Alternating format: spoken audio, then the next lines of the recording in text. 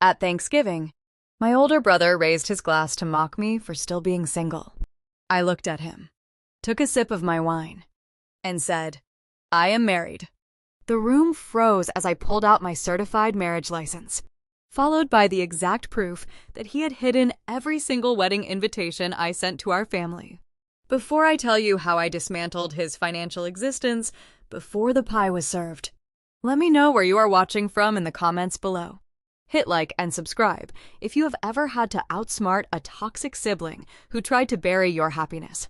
Growing up in Connecticut, our sprawling colonial estate projected an image of flawless prestige. Inside, it was a tactical chessboard where affection was a currency used to buy obedience. I am Vivian. I am 32 years old, and I work as a director of mergers and acquisitions in Manhattan. I spend my days evaluating corporate leverage and executing hostile takeovers. I learned those skills navigating my own dining room. We sat around the long mahogany table. The crystal glasses gleamed under the warm light of the chandelier. The scent of roasted turkey and sage filled the air. Preston, my older brother, pushed his chair back and stood up. He fancies himself the golden heir, despite running a tech startup that burns cash faster than it generates revenue. He raised his wine glass, tapping the rim with a silver fork to command the attention of the room. He bypassed a traditional toast of gratitude. Instead, he centered his speech on me. He offered a condescending smile, looking down at me from his position of assumed authority. He told the gathered relatives that they should all raise a glass to Vivian, the perpetual spinster. He framed my corporate success as a tragic coping mechanism, claiming I spent 80 hours a week in a boardroom to numb the pain of an empty apartment. He patted my shoulder, offering fake pity, declaring that perhaps next year I would finally find a man willing to tolerate my cold demeanor. He waited for the family to chuckle, soaking in his manufactured superiority. I did not shrink in my chair. I did not offer a defensive argument. I reached into my leather handbag, resting near my feet. I retrieved a stiff piece of embossed paper and placed it flat on the polished wood. Pushing it toward the center of the table, I announced that I did not need his pity, because I have been legally married for 14 months. The forced laughter died instantly. The silence in the room grew heavy. Caroline, our mother, dropped her linen napkin onto her lap. Her obsession with social status overrode her initial shock. Her face flushed a deep shade of red as she demanded to know why she was excluded from the most important social event of her daughter's life. She accused me of deliberate cruelty, asking how I could humiliate the family by keeping a secret of that magnitude. I did not raise my voice. I reached back into my bag and pulled out a small velvet box. I opened the lid and tipped it over the table. 50 pristine, sealed wedding invitations and RSVP cards spilled across the wood, scattering over the table runner.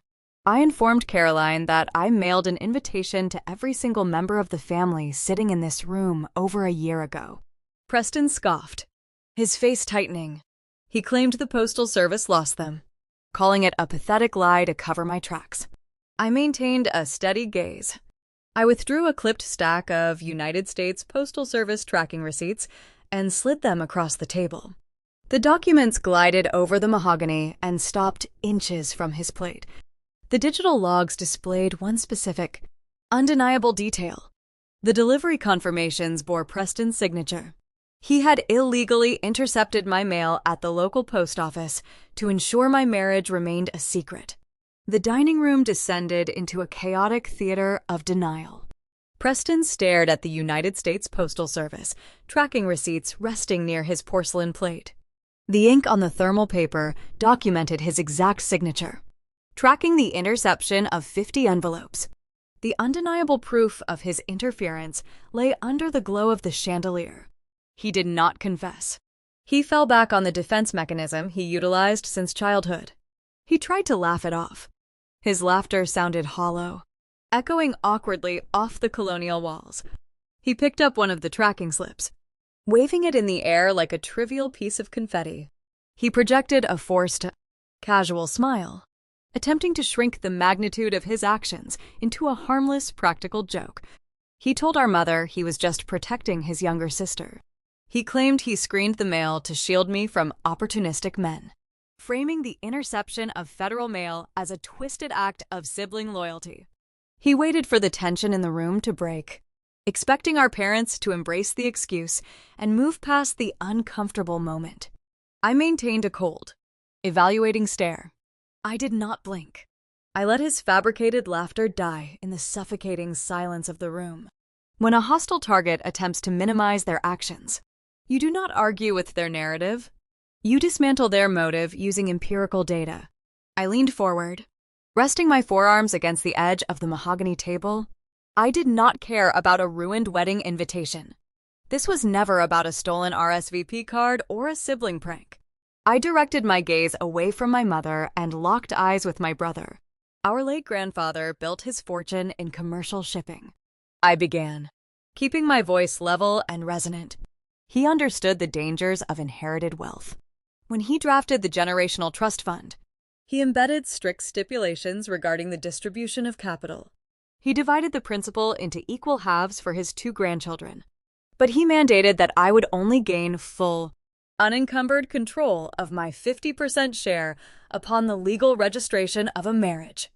Until that milestone occurred, the estate named the eldest sibling as the interim administrator of the undivided trust. Preston dropped the tracking slip. His forced smile vanished, replaced by a rigid, pale mask. He knew exactly where I was taking the conversation. By keeping me single in the eyes of this family and the estate lawyers, I explained, parsing out the exact architecture of his theft. You maintained unilateral control over the entire principal. You operated as the sole fiduciary. You possessed the authority to authorize withdrawals, allocate investments, and funnel cash without requiring my countersignature. Our parents watched the exchange, their expressions shifting from confusion to creeping horror. They viewed Preston as the visionary entrepreneur of the family. He operated a tech startup based in Silicon Valley, promising revolutionary logistical software. He drove imported sports cars and wore bespoke suits. They never questioned his revenue streams. I work in corporate acquisitions, Preston, I stated, dismantling his facade piece by piece. I spend my days auditing shell companies and evaluating burn rates. Your logistical software never secured a secondary round of venture funding. Your corporate lease is delinquent. Your payroll relies on phantom revenue. Your startup is a fiscal black hole. I pointed to the tracking receipts still resting on the table. You did not intercept my wedding invitations to protect me. I revealed, delivering the calculated truth. You hid my marriage because the moment I tied the knot, the trust would bifurcate. My half of the capital would transfer into my exclusive control, and your administrative access would evaporate. You needed me to remain a perpetual spinster because you were using my inheritance as a personal slush fund to keep your failing company afloat. You stole my wedding to fund your delusion. The air in the dining room turned frigid. Caroline looked at her golden son, her jaw slack, waiting for a denial that never came. Preston gripped the edge of the table. The knuckles on his hands turned white. He opened his mouth, searching for a legal loophole or a plausible defense. Do not bother calculating a defense, I advised, cutting off his silent panic. I spent yesterday morning sitting in the executive boardroom of the estate attorneys downtown. I handed the senior partner my certified marriage license. I provided them with a comprehensive forensic audit of the trust withdrawals over the past 14 months. The legal team reviewed the documentation. They identified the unauthorized capital transfers routed directly into your corporate holding accounts. Preston swallowed hard. A bead of sweat formed at his temple, rolling down the side of his face. The estate lawyers initiated a total fiduciary freeze on the trust at 4 o'clock yesterday afternoon. I informed the table. The accounts are locked. The routing numbers are suspended. The attorneys are currently drafting a petition for criminal embezzlement. You are locked out of the vault. Preston. He stared at me, his chest heaving. The realization that his financial lifeline was severed 24 hours ago without his knowledge paralyzed his mind. He operated under the assumption of his own supremacy, blind to the execution I orchestrated behind his back. Before he could formulate a response, a sharp, melodic chime echoed through the foyer. The doorbell rang. The mundane sound shattered the heavy tension in the dining room. Caroline flinched, startled by the sudden interruption. The timing was impeccable. The holiday feast was not cooked by our mother. The pristine roasted turkey, the artisanal side dishes, and the imported wines were provided by a premium private catering company. The staff had finished setting up the dining room an hour prior and were currently waiting in the kitchen for their scheduled departure. A uniformed catering manager walked through the swinging doors, carrying a sleek black leather folio. He approached the head of the table, offering a polite, practiced smile, oblivious to the financial slaughter that just occurred. "Excuse the interruption," the manager said, bowing his head slightly.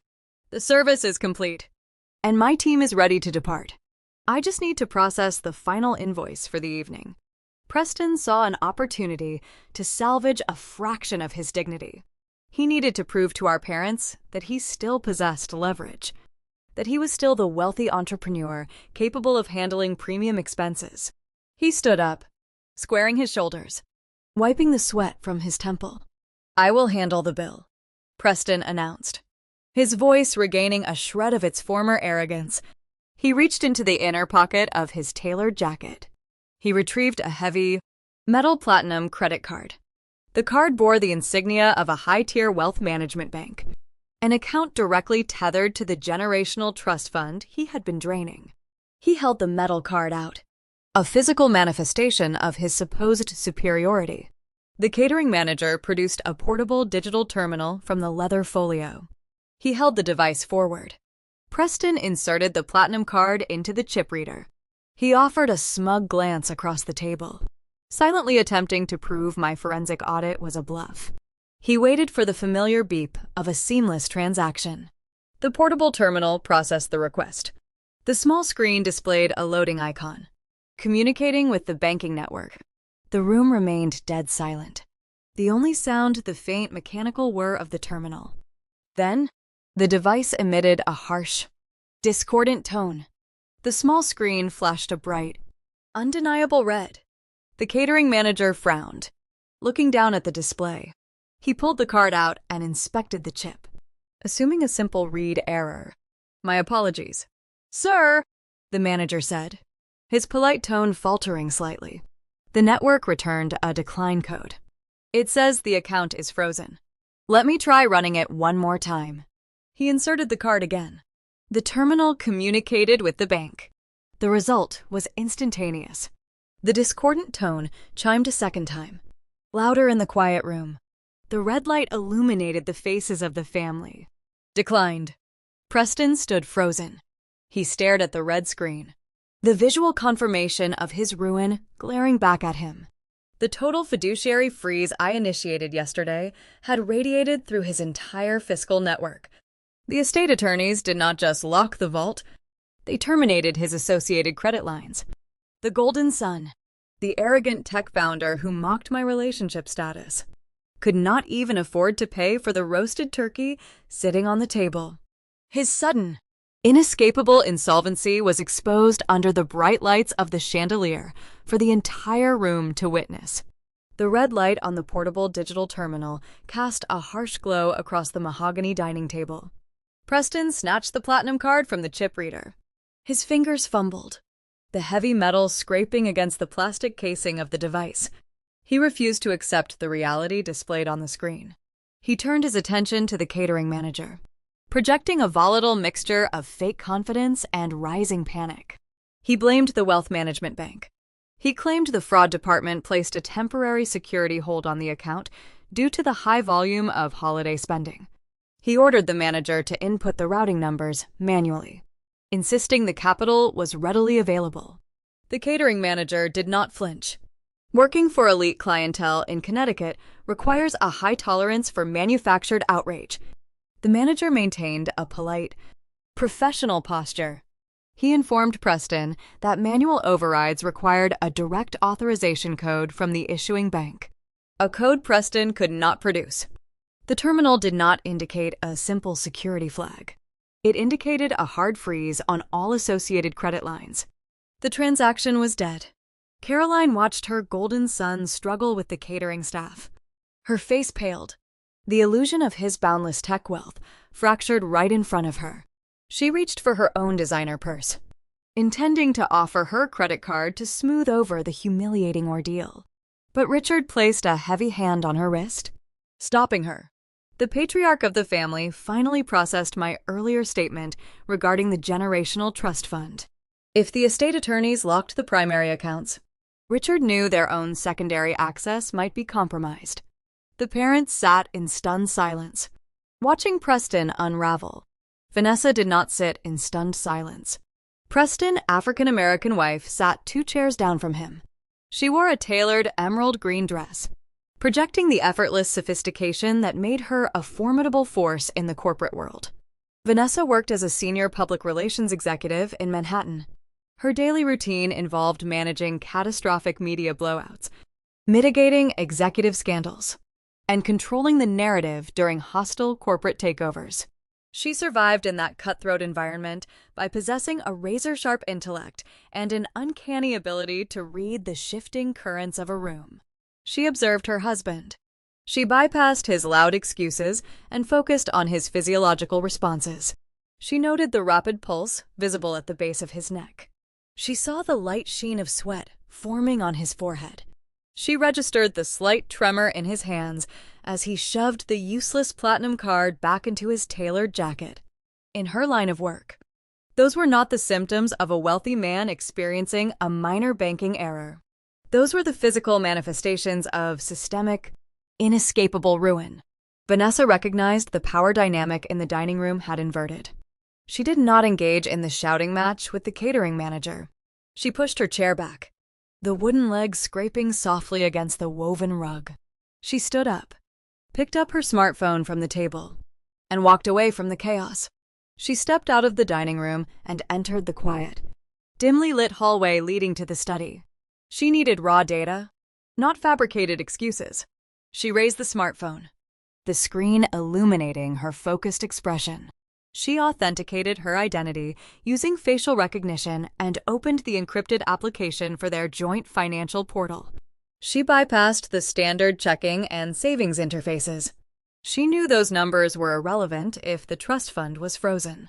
She navigated deep into the architecture of their marital assets, searching for the structural foundation of their wealth. She tapped the tab designated for their property holdings. Their primary residence was a sprawling, modern estate located in Westchester County. It was a property they purchased 3 years ago, a physical symbol of their supposed success.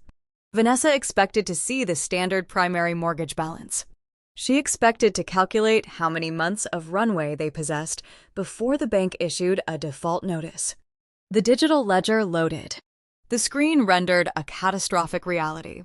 Vanessa stopped walking. She leaned against the hallway wall, her eyes scanning the dense financial data. A new document sat in the property file. It was a mezzanine debt instrument. Preston did not just siphon my inheritance to feed his failing software company. When his startup continued to bleed cash and the trust fund distributions proved insufficient, he sought alternative, unregulated liquidity. He secretly leveraged the roof over their heads. He secured a high-yield bridge loan, extracting 80% of the underlying equity from the Westchester estate. The interest rate attached to the loan was predatory, designed specifically for desperate borrowers unable to pass traditional underwriting standards. The principal balance was a staggering 7-figure sum. Vanessa zoomed in on the digital contract, searching for the authorization signatures. The state required both spouses to consent to a secondary lien on a primary marital residence. She found the signature page. Her name was printed in flawless digital ink. Preston had forged her consent. He bypassed the legal statutes, fabricated her electronic signature, and handed the deed of their home to a shadow lender to cover his corporate tracks before his annual board audit. He gambled her sanctuary to hide his failure. She absorbed the betrayal. She did not weep. She did not drop the phone or scream his name. Women who control international corporate narratives do not waste energy on hysterics. They execute damage control. They identify the threat and neutralize it. Vanessa locked the screen of her phone. She pushed herself off the wall, her posture rigid, her expression transforming into something cold and lethal. She turned around and walked back toward the dining room. Her heels struck the hardwood floor with a steady, metronomic rhythm. The sound cut through Preston's ongoing argument with the catering manager. The men stopped talking as Vanessa entered the room. The ambient tension spiked. Preston looked at his wife, attempting to offer a reassuring, patronizing smile. He opened his mouth, preparing to tell her that the banking issue was resolved and she had nothing to worry about. Vanessa did not let him speak. She walked directly up to him. She placed her smartphone flat on the mahogany table, resting it right next to the postal receipts, proving his mail theft. She tapped the dark screen, waking the device, leaving the digital loan contract visible for him to read. Preston looked down at the screen. The patronizing smile melted off his face. His skin turned a pale, sickly gray. The air rushed out of his lungs in a hollow wheeze. "You forged my signature," Vanessa stated. Her voice was quiet, devoid of any warmth, carrying the unyielding weight of an executioner reading a verdict. "You leveraged our home. You took out a secondary mortgage behind my back to fund a company that produces zero revenue." Caroline gasped, pressing a hand to her chest. Richard stood up from his chair, his eyes darting between his son and his daughter-in-law, unable to comprehend the sheer scale of the financial deception. "I can fix it," Preston stammered, his hands hovering over the phone, afraid to touch the glass. "It was a temporary bridge loan. I just needed enough capital to float the payroll until the next funding round clears. I was going to pay it back before you ever noticed." Vanessa tilted her head, observing him with pure disgust. "You cannot pay for the roasted turkey sitting on this table," she countered. "Your trust fund is frozen. Your credit lines are dead. You are insolvent, and the firm holding this note does not grant extensions to fraudulent borrowers." She reached down and pointed a manicured finger at the bold typography centered at the top of the digital contract. She read the name of the predatory lending agency out loud, ensuring every person in the room heard the identity of the entity that now owned their home. "The debt belongs to Sterling Mezzanine Partners," Vanessa announced. The name hung in the quiet dining room. Preston stared at the table, a defeated, cornered animal. Richard and Caroline looked at each other in horrified silence. I remained seated at the end of the table. I picked up my crystal wine glass, the dark red liquid catching the light of the chandelier. I took a slow, deliberate sip. I lowered the glass, resting it on the polished wood. A cold, genuine smile formed on my lips. Vanessa noticed my reaction. She shifted her gaze toward me, her sharp intellect working to connect the final dots of the evening. Sterling Mezzanine Partners is a highly aggressive private equity firm based in the financial district, I explained, my voice cutting through the heavy silence. They specialize in distressed assets and high-risk corporate debt. They operate with absolute ruthless efficiency. They do not negotiate. They foreclose. Preston looked up at me, his eyes wide, confused as to why I possessed intimate knowledge of his shadow lender. I promised to share the details of my marriage tonight. I continued, leaning back in my chair. I did not marry a random corporate drone. I married a man who understands the architecture of leverage just as well as I do. I looked directly at my brother, watching the last shreds of his arrogance evaporate. My husband is the chief executive officer of Sterling Mezzanine Partners, I revealed. The room went entirely still. The catering manager quietly took a step backward, fading into the shadows of the doorway. When your loan application crossed his desk 3 weeks ago, I explained, detailing the exact nature of the trap. He recognized the address. He recognized the forged digital signature belonging to his sister-in-law. He did not reject the application. He approved the transfer. He secured the lien against your property. I tapped my fingernail against the rim of my wine glass. Which means you do not owe money to a faceless corporation. Preston, I concluded, Your debt sits on my husband's desk, which means, by proxy, I am your primary creditor, and I intend to collect every single cent. The revelation regarding the true identity of his shadow lender paralyzed the dining room. Preston stared at the digital contract illuminated on the screen of his wife's phone. The realization that he handed the deed of his home directly to my husband stripped away the last remaining layers of his arrogance. He sank slowly into his dining chair. His expensive tailored suit seemed to hang loosely on his frame. He looked like a hollow shell of the visionary entrepreneur he spent years pretending to be. The catering manager, sensing the lethal shift in the atmosphere, quietly stepped backward and vanished through the swinging kitchen doors, leaving the family to navigate the impending wreckage alone. Vanessa did not offer her husband a single word of comfort. The public relations executive took a deliberate step away from his chair, physically distancing herself from the liability he now represented. She crossed her arms, her sharp eyes evaluating the room, calculating her own exit strategy. Richard and Caroline remained seated for only a fraction of a second before the parental instinct kicked in. They did not look at Preston with disgust. They did not reprimand him for committing felony fraud or stealing my inheritance. In their distorted suburban reality, Preston was the designated successor to the family name.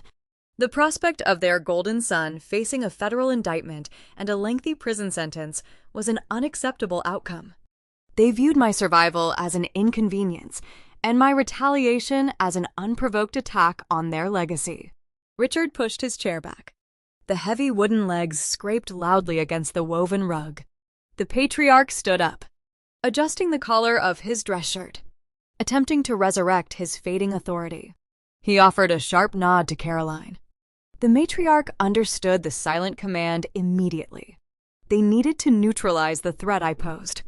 They needed to force a settlement before the estate attorneys drafted the criminal embezzlement petition. I recognized the tactical shift. I did not want to conduct a hostile negotiation over a ruined Thanksgiving feast. I picked up my crystal wine glass and stepped away from the dining table. I walked at a measured pace into the adjoining living room, my heels clicking softly against the hardwood floor. I stopped near the large stone fireplace, turning around to face the room. I allowed my parents to follow me. I allowed them to corner me against the hearth. Providing hostile actors with a false sense of physical superiority often encourages them to reveal their true desperation. Richard stopped a few feet away from me. He planted his leather shoes firmly on the floorboards, crossing his arms over his chest to project dominance. Caroline flanked him, her face a rigid mask of maternal disappointment and calculated malice. You think you hold the winning hand because you married a private equity executive, Richard began, his voice dropping into a low, threatening register. You think locking the estate vault and buying up his debt gives you the right to dismantle your own brother. You are letting your emotions dictate your business strategy, Vivian. And that is a fatal error. I took a slow sip of my wine, offering zero verbal response. I let the silence hang in the air, forcing him to fill the void with his extortion plot. Richard leaned forward, relying on the intimidation tactics he utilized for decades in country club locker rooms and suburban board meetings. He outlined his counteroffensive with chilling precision. I have spent 30 years building a network of influence across this state, Richard stated, his tone laced with arrogant certainty. I share a golf cart every Sunday with men who sit on the executive boards of major financial publications in Manhattan. I play tennis with corporate journalists. I know exactly how fragile a private equity firm reputation is in the current market. Institutional investors detest bad optics. They flee at the first sign of a scandal.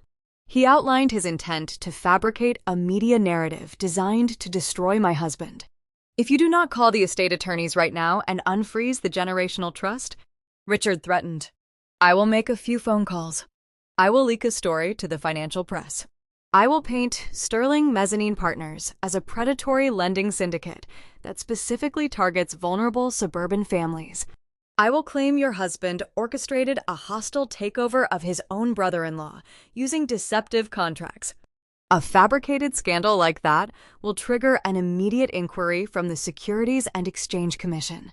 It will tie your husband up in endless litigation. His investors will pull their capital. His firm will bleed out in a matter of weeks.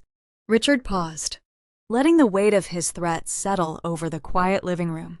He offered his demands under the guise of a compromise. "You will unlock the trust fund tonight," Richard ordered. "You will sign a legal waiver for giving the secondary mortgage on his home. You will walk away from this delusion of revenge. And in exchange, I will keep your husband's name out of the headlines. You will protect this family, or I will burn your new life to the ground." Caroline stepped forward, eager to deliver her own designated punishment. She operated in the currency of social standing and elite aesthetics. "And if you refuse your father," Caroline added, her voice cold and sharp, "I will ensure you are permanently erased from this family. I will publicly disown you. I will inform every member of the country club, every charity board, and every extended relative that you suffered a severe psychiatric break. I will ensure you never receive another invitation, another holiday greeting, or another dime of our remaining wealth. You will be a ghost in the circles you grew up in." They stood shoulder to shoulder, a unified front of suburban extortion. They believed their combined threats of corporate sabotage and social execution would force my compliance. They expected me to lower my gaze, apologize for overstepping, and surrender my leverage to save my husband. I looked at my father. I looked at my mother. I did not display a single flicker of fear, anger, or sadness. In the realm of high-stakes corporate warfare, emotional reactions are liabilities. I processed their threats through a filter of cold logic. Richard sounded confident, but the rigid posture of his shoulders and the slight tremor in his jaw betrayed a hidden, suffocating panic. He was not negotiating from a position of strength. He was a drowning man, threatening to splash water on the person standing on the shore. I did not argue the legal merits of his threatened smear campaign. I did not defend my husband. I did not mourn the loss of my mother affection. I simply lowered my wine glass and raised my left wrist. I wore a sleek, digital smartwatch. The screen illuminated under my touch. The colonial estate was equipped with a premium, integrated surround sound audio system. The speakers were embedded seamlessly into the ceiling architecture of the living room, designed to play classical music during elite holiday gatherings. I tapped the glass face of my watch twice. The digital interface synced with the central audio receiver. A soft chime echoed from the ceiling, indicating the Bluetooth connection was active and locked.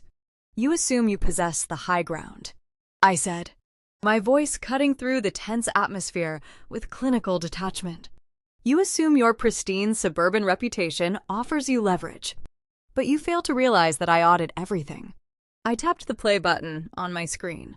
The living room filled with the sound of a recorded voicemail.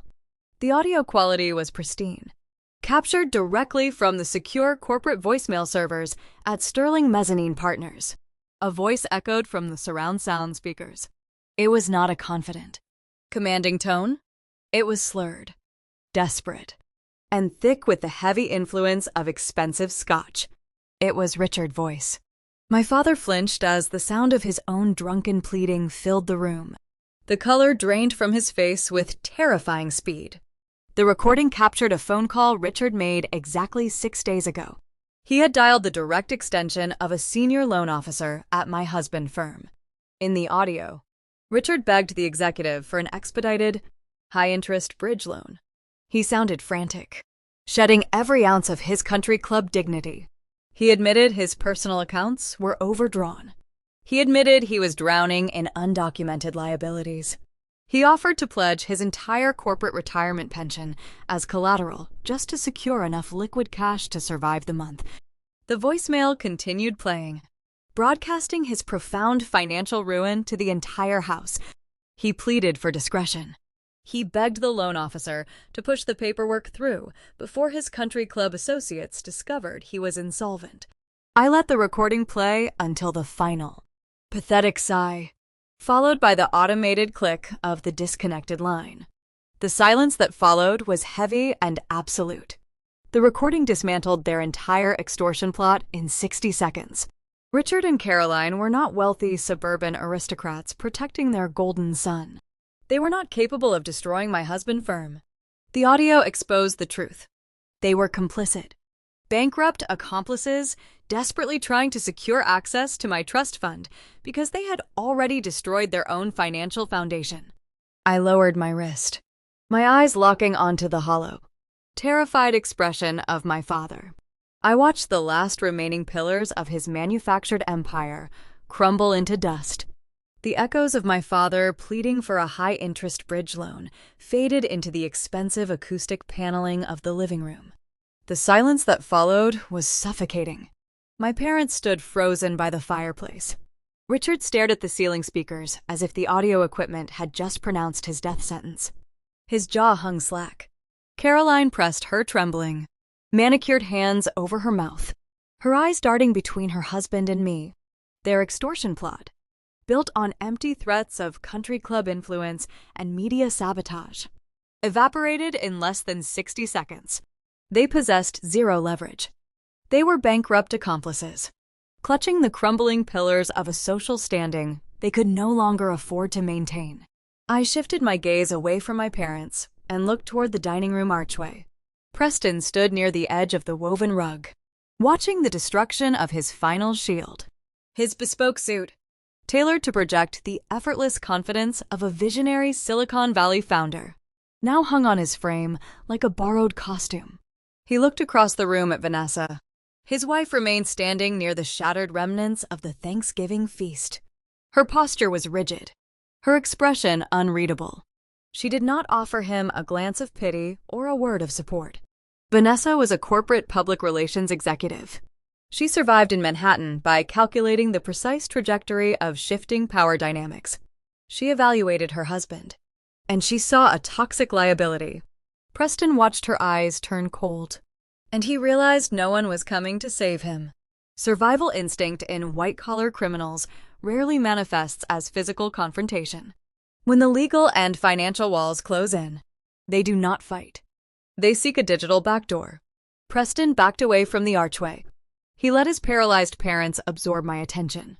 His leather shoes made no sound against the hardwood floor as he retreated down the long, shadowed corridor leading toward the rear of the estate.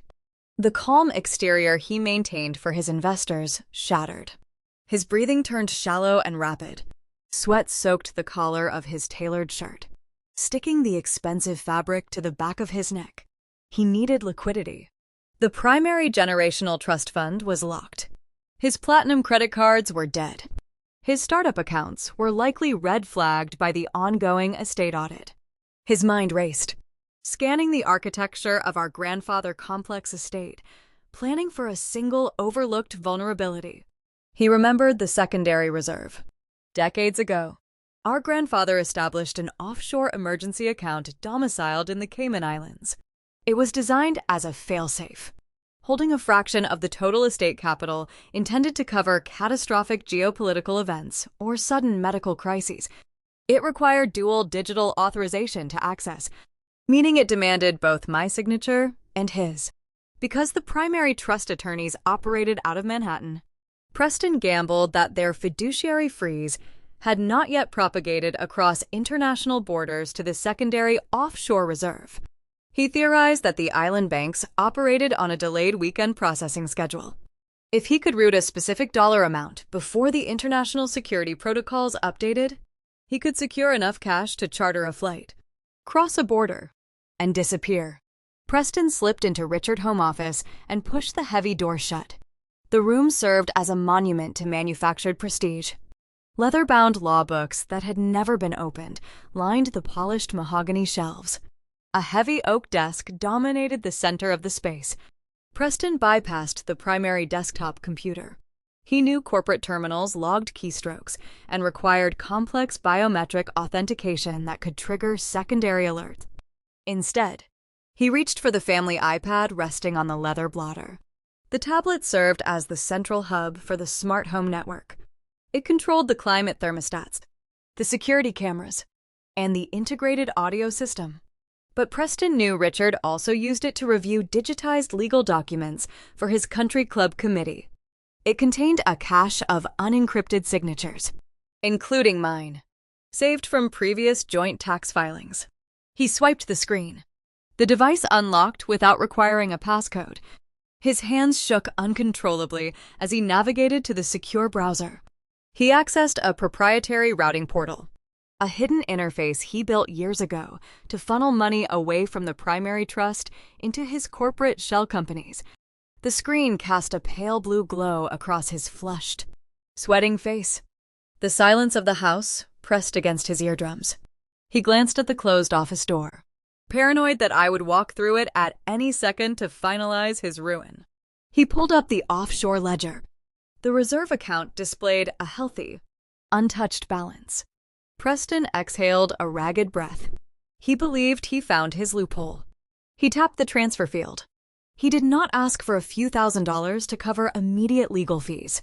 He typed a request for a six-figure sum, routing the capital directly into a decentralized cryptocurrency wallet he maintained under a fictitious corporate entity. It was an untraceable ghost account. Once the funds hit that digital wallet, the money would vanish from the global banking system. The portal requested the final authorization. It required the dual signature verification. Preston opened a secondary tab. He accessed the family document cache. He scrolled frantically through the files until he located a PDF of my signed tax return from 3 years prior. He utilized a screen clipping tool, extracting the digital rendering of my signature. He pasted the image into the authorization field of the routing portal. He applied a quick algorithmic filter to blend the pixels, ensuring the digital ink matched the stark white background of the banking interface. It was a crude, desperate forgery. But automated offshore clearinghouses rarely flagged visual discrepancies on weekend evenings. He hovered his trembling index finger over the submit button. He envisioned the cash hitting his crypto wallet. He pictured himself driving to a private airfield, leaving the ruined Thanksgiving dinner, his bankrupt parents, and his defecting wife far behind. He pressed the glass screen. The portal processed the command. A spinning gray wheel appeared in the center of the display. Preston leaned closer, his heart hammering against his ribs. The processing icon spun for 3 agonizing seconds. The blue glow of the interface vanished. The screen of the iPad turned a solid, blinding red. Preston blinked, recoiling from the sudden shift in light. He stared at the tablet. The routing portal was gone. In its place, a harsh white typography rendered across the crimson background. It was not a banking decline notice. It was a federal warning banner.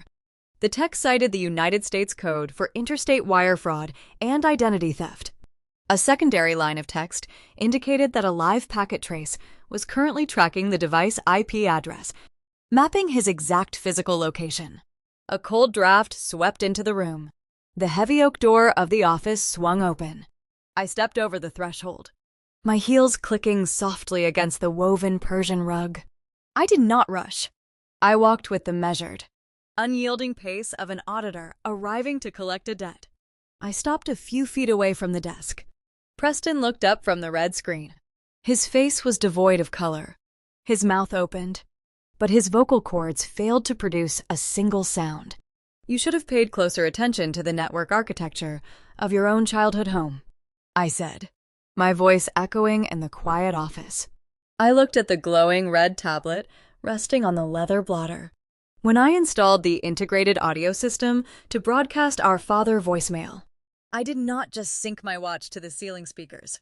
I explained, delivering the mechanical reality of his doom. I replaced the operating system on that tablet.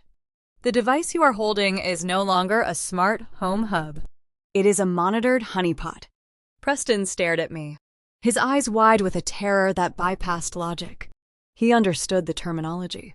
A honeypot is a decoy server, a digital trap designed to lure hostile actors into committing a breach while recording their every keystroke and tracking their exact methodology.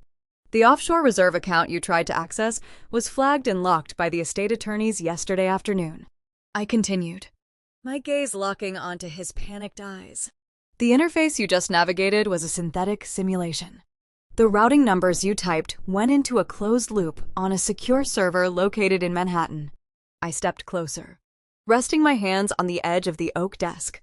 But the digital signature you forged was real, I stated, my tone dropping to a lethal whisper, and the transmission you initiated crossed state lines. By attempting to route those funds to a decentralized wallet using a stolen identity, you committed federal wire fraud because that tablet is currently tethered to a monitored corporate server.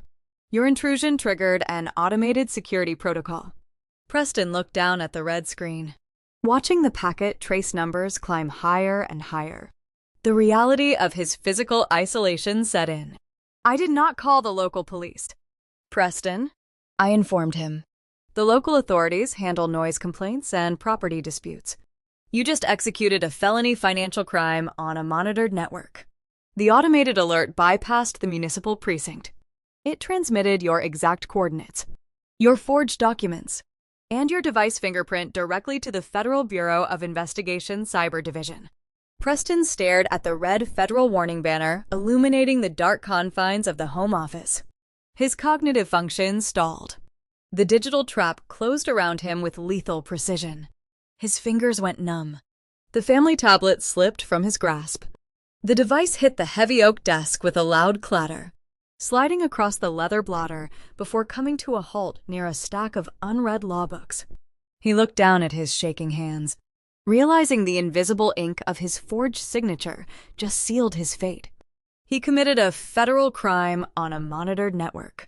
The Cyber Division algorithms were already compiling his digital footprint, mapping his device fingerprint, and tracing the exact geographical coordinates of the colonial estate. The silence inside the study broke. A sound echoed through the sprawling house. It was not the melodic chime of the front doorbell. It was a heavy, rhythmic knock striking the solid wood of the front entryway. The impact carried the weight of unyielding authority. The strikes were spaced out and deliberate, echoing down the long corridor and reverberating against the mahogany shelves. I did not linger to watch my brother hyperventilate in the glow of the red screen. I turned my back on him. I walked out of the office, my heels striking the hardwood floor in a steady, metronomic cadence. I passed the living room archway. Richard and Caroline remained standing by the stone fireplace, paralyzed by the audio recording of my father begging for a predatory loan. They heard the heavy knocking. They looked toward the foyer, their eyes wide with creeping dread. The patriarch and the matriarch possessed zero capacity to intervene. Their social leverage was a phantom currency, useless against the impending reality waiting on the other side of the door. I reached the entryway. I grasped the brass handle and pulled the heavy oak door open. The cold autumn wind swept into the warm foyer, carrying the scent of fallen leaves and damp earth.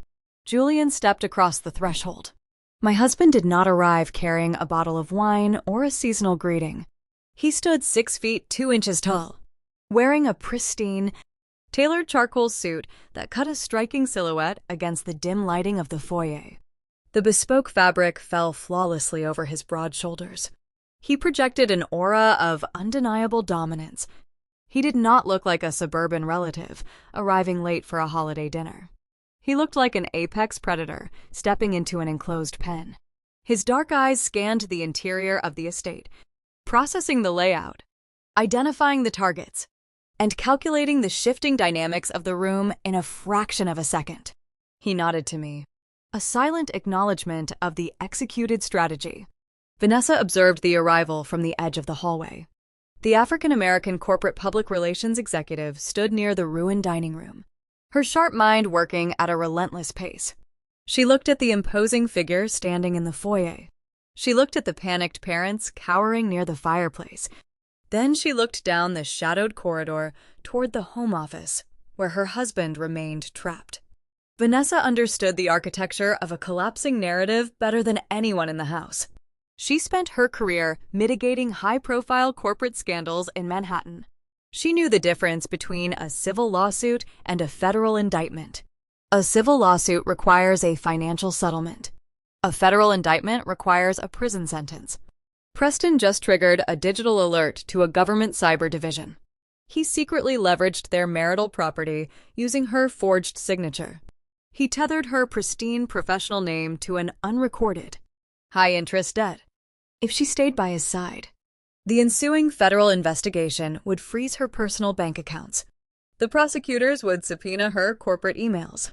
The scandal would bleed into her reputation, destroying the public relations empire she built from the ground up through years of calculated networking.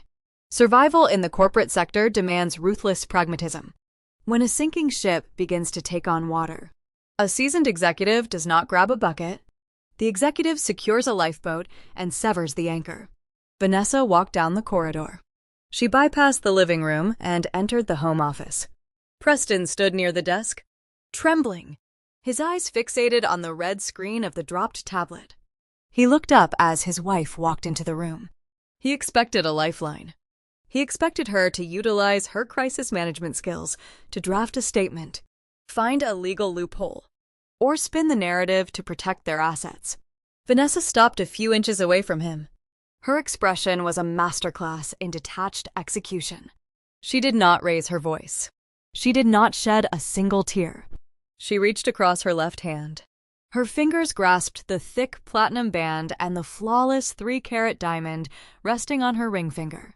She pulled the ring over her knuckle. The metal slid off her skin with smooth, frictionless ease. Preston watched the movement, his breath catching in his throat. He tried to speak, to beg her to wait, but the words died before they reached his lips. Vanessa held the diamond ring between her thumb and index finger. She stepped closer, invading his personal space. She reached out and dropped the heavy piece of jewelry directly into the breast pocket of his bespoke tailored shirt. The ring landed with a dull thud, a physical weight resting against his chest, symbolizing the immediate termination of their marital contract. "I am filing for immediate divorce," Vanessa stated, her voice quiet and razor-sharp. "My legal counsel will serve you with the separation papers tomorrow morning. I am filing a sworn affidavit with the district attorney regarding your forgery of my signature on the secondary mortgage." Preston shook his head, a pathetic gesture of denial. He reached toward her, his hands shaking uncontrollably. "Do not touch me," Vanessa warned, her tone dropping into a lethal register. "You forged my name to fund a digital fantasy. You committed federal wire fraud on a monitored network. You built a house of cards, and you expect me to burn inside it. I do not share liabilities. I will not spend a single minute of my life protecting a felon. You are on your own."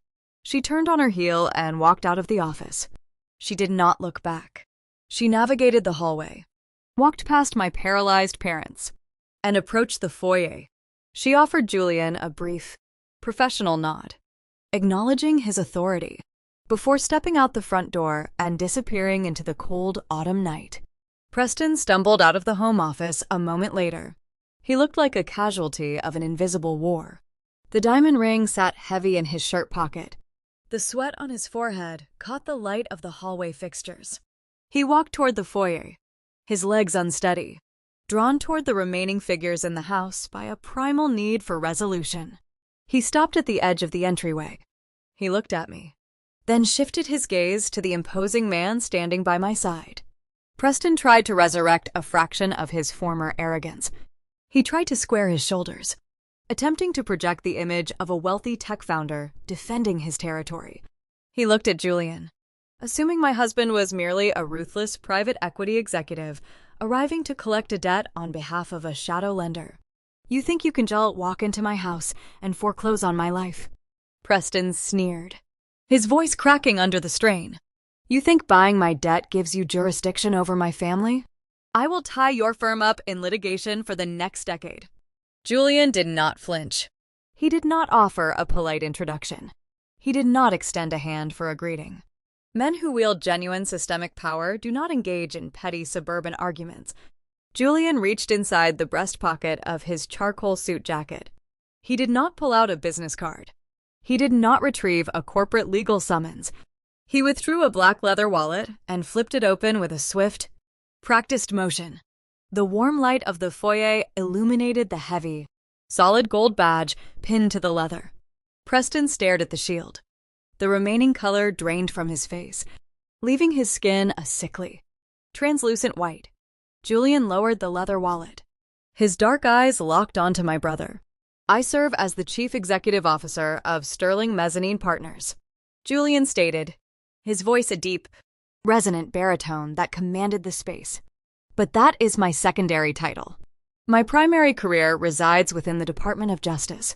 I am a former federal prosecutor, and I currently direct a specialized corporate fraud task force operating out of the Southern District of New York.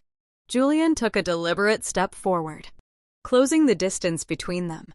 The private equity firm functions as a sanctioned collection apparatus for the federal government. Julian revealed, dismantling the final illusion of the evening. We acquire toxic debts from shadow lenders to build undeniable evidence of interstate money laundering. We tracked your unencrypted offshore ledgers 3 weeks ago. We monitored your forged signature. We monitored your wire fraud attempt 10 minutes ago. You are not just a defaulting borrower, Preston. You are the primary target of a multi-agency federal sweep. The gold shield resting in the leather wallet caught the ambient light of the foyer chandelier. The metallic glint severed the final thread of reality, tethering my brother to his fabricated existence. Preston stared at the badge. His cognitive functions stalled as he attempted to process the dual identity standing in his childhood home. He spent his entire adult life treating laws as minor inconveniences and financial regulations as flexible guidelines meant for the lower classes. He assumed my husband was merely another corporate entity, a rival executive he could outmaneuver in a civil courtroom or drown in endless litigation. The realization that he was staring at a federal prosecutor dismantled his mind. He was not facing a lawsuit. He was facing the unyielding machinery of the United States Department of Justice. His eyes darted from the gold badge to Julian's cold expression, and then to the open doorway. The cold autumn wind continued to blow through the entryway, rustling the fallen leaves on the concrete steps outside. Vanessa had walked through that door moments ago, severing her marital ties and leaving him to face the impending wreckage alone. The wide-open exit represented his physical freedom, but the digital trap he triggered in the home office meant his geographical coordinates were already locked into a federal monitoring system. He could not outrun a cyber division trace. When a white-collar criminal realizes their intellect can no longer secure their survival, they revert to primal, kinetic desperation. They abandon their sophisticated rhetoric and resort to raw physical leverage. Preston did not flee into the night. He lunged forward. He moved with a sudden, erratic burst of adrenaline. He rushed past Julian, his shoulder brushing against the tailored charcoal fabric of my husband's suit. Preston grabbed the heavy brass handle of the solid oak front door. He pulled it inward with all of his remaining strength. The thick wooden door slammed shut with a deafening impact. The sound echoed down the long, shadowed corridor, shaking the expensive artwork hanging on the walls and rattling the crystal pendants on the light fixtures. Preston did not stop there. His hands moved frantically. He twisted the heavy brass deadbolt, the mechanical click sounding like a gunshot in the quiet house. He reached higher and slid the steel chain lock into its groove. He secured the physical barrier, placing his broad back against the wood, effectively sealing the three of us inside the foyer. He stood in front of the exit, his chest heaving under his ruined bespoke shirt. Sweat dripped from his brow, stinging his eyes. He spread his arms wide, planting his leather shoes firmly on the woven entry rug. He was a cornered animal, attempting to make himself look larger to deter a predator. He possessed a height advantage over me, and he stood roughly eye to eye with Julian. But his physical presence projected pure terror rather than actual authority. "You are not leaving this house," Preston growled, his voice a ragged, breathless rasp. He pointed a shaking finger at Julian, attempting to initiate a pathetic hostage negotiation. He believed he could barter with a federal agent using the same intimidation tactics he utilized to bully junior developers at his startup. You are going to take out your phone," Preston demanded, his tone escalating into a shrill register. "You are going to call your cyber division team and tell them the network intrusion was a false alarm. You are going to cancel the trace. And then Vivian is going to log into the estate portal and unlock the generational trust fund. You are going to erase that secondary mortgage. And you are going to wire the cash to my offshore account. Nobody walks out of this front door until my money is secure and my record is wiped clean." I stood a few feet away, watching his psychological collapse. His demands were a laundry list of legal impossibilities. He demanded a federal prosecutor commit obstruction of justice, tamper with digital evidence, and facilitate international money laundering, all in exchange for the privilege of walking out of a suburban Connecticut home. He genuinely believed his physical proximity and his raised voice granted him the power to override a federal mandate. In the adjoining living room, Richard and Caroline remained frozen by the stone fireplace. The patriarch of the family took a hesitant step forward, his eyes wide with horror as he watched his son execute a new, infinitely more dangerous crime. Richard understood the legal threshold Preston just crossed. This was no longer a matter of hidden debts or forged signatures. By locking the door and threatening a federal officer, Preston was committing false imprisonment. He was adding decades to his inevitable prison sentence in real time. Caroline grabbed Richard by the sleeve of his sweater, digging her manicured nails into the fabric, pulling him back into the shadows. They possessed zero capacity to intervene. They built this monster. They spent 30 years paying his debts, covering his failures, and teaching him that the world would always bend to his specific demands. Now, they were forced to watch him attempt to bully the federal government, and they lacked the courage to step into the crossfire. Julian did not react to the physical threat. He did not adopt a fighting stance. He did not reach inside his jacket for a weapon. He treated the hostage situation with the exact same mild irritation one might reserve for a delayed flight or a spilled cup of coffee. My husband stood perfectly still in the center of the foyer. The ambient light highlighted the sharp, unyielding angles of his jaw. He looked at Preston, analyzing the frantic breathing, the sweating brow, and the shaking hands. Julian recognized the posture of a broken man attempting to hold together a shattered reality. Julian calmly raised his hands. He did not raise them in surrender. He brought them to his wrists. He adjusted the silver cufflinks securing the sleeves of his tailored shirt, ensuring the fabric laid flat beneath his charcoal jacket. He smoothed the lapels of his suit, a mundane, deliberate action designed to communicate absolute dominance. "You seem to labor under a severe misconception regarding my presence here tonight," Julian stated. His voice was measured, lacking any fluctuation in volume or pitch. Julian took a slow, calculated step forward. Preston flinched, pressing his spine harder against the solid oak door, the brass chain rattling against the wood. "You believe you are negotiating a business transaction," Julian continued, his dark eyes locking onto my brother. "You believe you can leverage physical confinement to secure a favorable exit strategy. You are attempting to dictate terms to a federal officer while actively committing the crime of unlawful detainment. You are not a chief executive officer holding court in a boardroom. Preston, you are a suspect experiencing a panic attack in a hallway."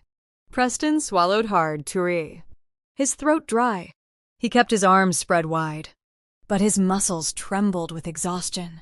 He tried to reiterate his demands, telling Julian that he would not face the consequences of the wire fraud alone, insisting that he would drag the entire family down with him if the investigation proceeded.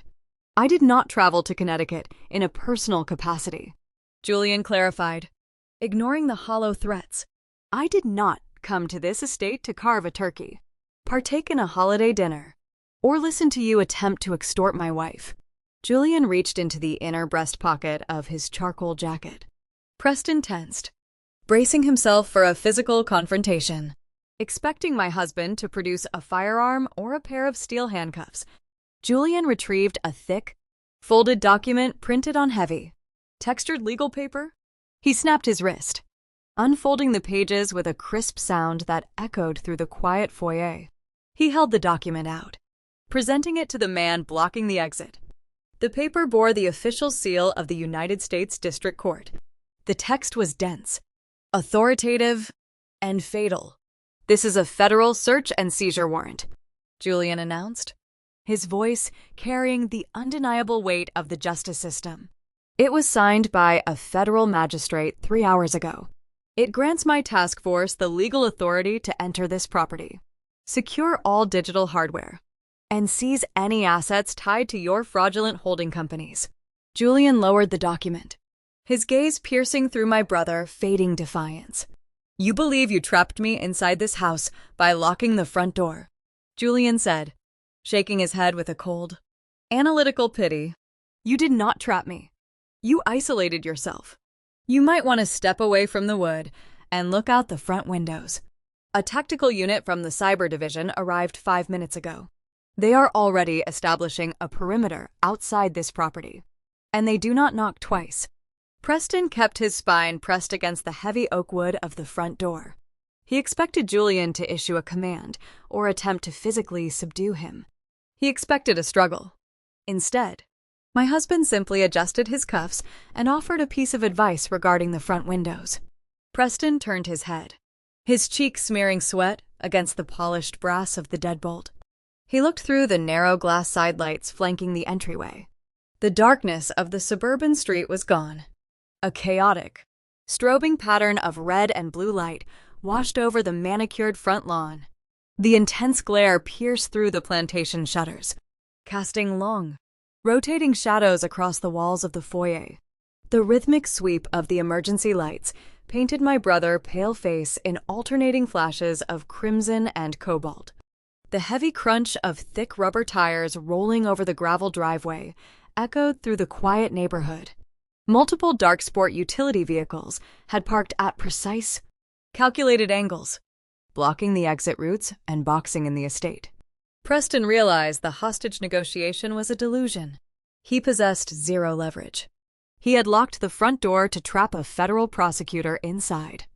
Unaware that a government task force was already tightening a net around the entire property, the breach did not happen at the fortified front entryway. Federal agents do not waste time arguing with a locked deadbolt when a residential property offers multiple points of entry. A sharp, kinetic impact echoed from the rear of the house. The sound of shattering glass and splintering wood resonated from the kitchen. The heavy sliding patio doors, which looked out over the heated swimming pool, were forced open with calculated, undeniable force. Heavy tactical boots struck the ceramic floor tiles of the kitchen. The footfalls were synchronized, moving with a fast, clinical precision. There was no shouting. There was no chaotic scrambling. The federal agents operated in an eerie, focused silence, utilizing hand signals and spatial awareness to dominate the environment. They flooded the ground floor, their dark tactical gear absorbing the ambient light of the chandelier. The bold yellow letters spelling out the name of their agency across their ballistic vests served as the only introduction they needed. The tactical unit fanned out, securing the perimeter room by room. 2 agents entered the living room. Richard and Caroline were still standing near the stone fireplace, paralyzed by this sudden invasion. An agent pointed a gloved hand toward the plush designer sofas, issuing a crisp, unyielding command for my parents to sit down and keep their hands visible. The patriarch and the matriarch obeyed instantly. They collapsed onto the expensive upholstery. They were no longer the elite hosts of a Thanksgiving gala. They were isolated subjects in an active federal raid, stripped of their country club dignity, forced to watch strangers dismantle their sanctuary. 3 agents marched down the central corridor, heading straight for the foyer. Preston saw them approaching. His brief fantasy of physical resistance evaporated. He raised his hands, peeling his back away from the oak door. He did not say a word. The lead tactical agent grabbed Preston by the shoulder of his bespoke suit, spinning him around with practiced efficiency. The agent patted him down for concealed weapons, confiscated his mobile phone, and pulled him away from the exit. Julian stepped forward, merging with the advancing tactical unit. My husband did not need to issue verbal instructions. The lead agent handed Julian a preliminary status report with a quick nod, confirming the perimeter was locked and the occupants were isolated. We require the primary target in the study, Julian stated, his voice a low, resonant baritone. The agents flanked my brother. They guided Preston away from the foyer, marching him back down the long hallway. I followed a few paces behind them, maintaining my measured, evaluating pace. We entered the home office. The room still smelled of stale panic.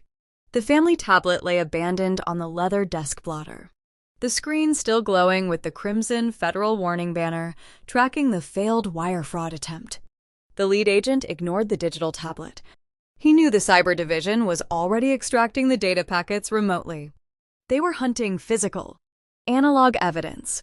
White-collar criminals always keep a tangible ledger of their most damning transactions. An insurance policy tucked away in the dark. The agent bypassed the heavy oak desk and walked toward the far wall of the study. A large oil canvas hung in the center of the wood paneling.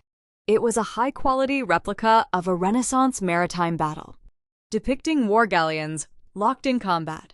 Caroline had purchased the artwork years ago at a charity auction, boasting about its aesthetic value. The agent did not admire the brushstrokes. He reached out, gripped the ornate gilded frame with both hands, and lifted the canvas off its heavy brass mounting hooks. He set the painting carefully on the floor, leaning it against the baseboards. The removal of the artwork revealed a flush steel panel embedded directly into the drywall. It was a high-tier biometric and alphanumeric wall safe. The vault featured a thick tungsten carbide door designed to withstand extreme thermal heat and kinetic drilling. Preston watched the agent expose the hidden safe. A subtle shift occurred in his posture. The sheer, blinding panic began to recede, replaced by a desperate, calculating defiance. He straightened his spine, pulling his shoulders back. He crossed his arms over his chest. He looked at the steel door, and then he looked at Julian. The lead agent turned toward my brother, gesturing to the numerical keypad glowing on the front of the vault. "Input the combination," the agent ordered, his tone flat and expectant. Preston pressed his lips together, forming a tight, arrogant line. He knew the parameters of a standard federal search warrant. The document granted the government the right to search the premises and seize assets. It did not grant them the ability to magically bypass encrypted hardware. If a suspect refused to open a high-security vault, the agents were forced to call in a specialized forensic locksmith.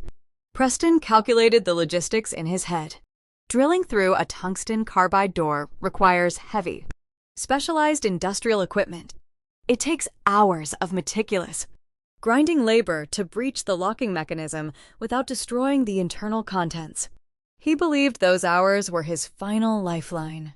He believed a delay would afford him the time to invoke his right to counsel, summon his expensive defense attorneys, and drag the search into a bureaucratic legal battle before the sun came up. "I invoke my Fifth Amendment right against self-incrimination," Preston declared, his voice regaining a fraction of its familiar, condescending edge. "I will not provide the code. I want my lawyer present before you touch that safe. You can spend the next 6 hours trying to drill through that steel, but you are getting nothing from me tonight." He offered a smug, challenging smirk, banking on the physical limitations of the vault to halt the momentum of the raid. Julian did not argue with him. My husband simply stepped back, yielding the floor. I walked into the center of the study, my heels clicking sharply against the woven rug. I stopped right next to the exposed wall safe. I looked at the glowing digital keypad, and then I turned my head to look at my brother.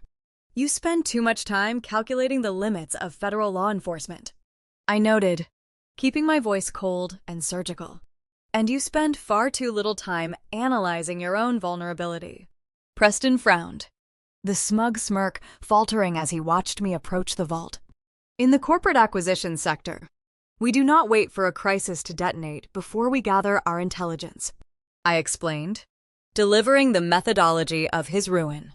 "We build the surveillance infrastructure long before the target realizes they are being hunted." I raised my right hand, extending my index finger toward the glowing keypad. 3 months ago, I noticed the discrepancies in the trust fund quarterly reports. I continued, my gaze locking on to his widening eyes. I knew your tech startup was bleeding capital, and I knew your desperation would eventually force you to rely on the physical ledgers hidden in this room. I did not confront you. I did not warn you.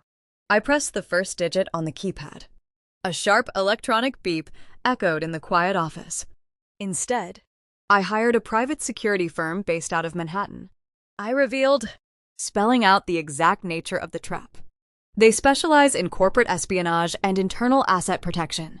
I dispatched a technician to this house under the guise of an annual HVAC maintenance inspection. While my parents were having lunch at the country club, the technician embedded microscopic surveillance lenses directly into the crown molding above that desk. I pressed the second and third digits in rapid succession. Beep, beep. Preston took a staggering step backward. His chest heaved as the reality of the invasive surveillance crushed his final defense. The lenses possess high-definition optical zoom and infrared capabilities. I stated, pressing the fourth and fifth numbers. The feed routes directly to a secure server on my personal network. I did not need to guess your passcode. Preston, I have watched you stand in this exact spot, punching in this exact alphanumeric sequence. Dozens of times over the past 90 days, you handed me the keys to your own destruction. I pressed the final digit. The keypad emitted a long, high-pitched chime. A bright green LED light illuminated across the top of the steel panel. The heavy internal locking bolts retracted with a loud, mechanical clank. I reached out, hooked my fingers under the steel handle, and pulled. The heavy tungsten carbide door swung outward on its oiled hinges, gliding open with effortless silence. The lengthy physical drilling process Preston banked his freedom on was bypassed in 10 seconds. The vault was breached. The interior shadows were exposed to the bright lights of the home office, revealing the dark secrets he and our parents had buried inside. The heavy steel door of the wall safe swung outward, exposing the dark, recessed interior of the vault. A faint scent of stagnant air and old paper drifted into the bright light of the home office.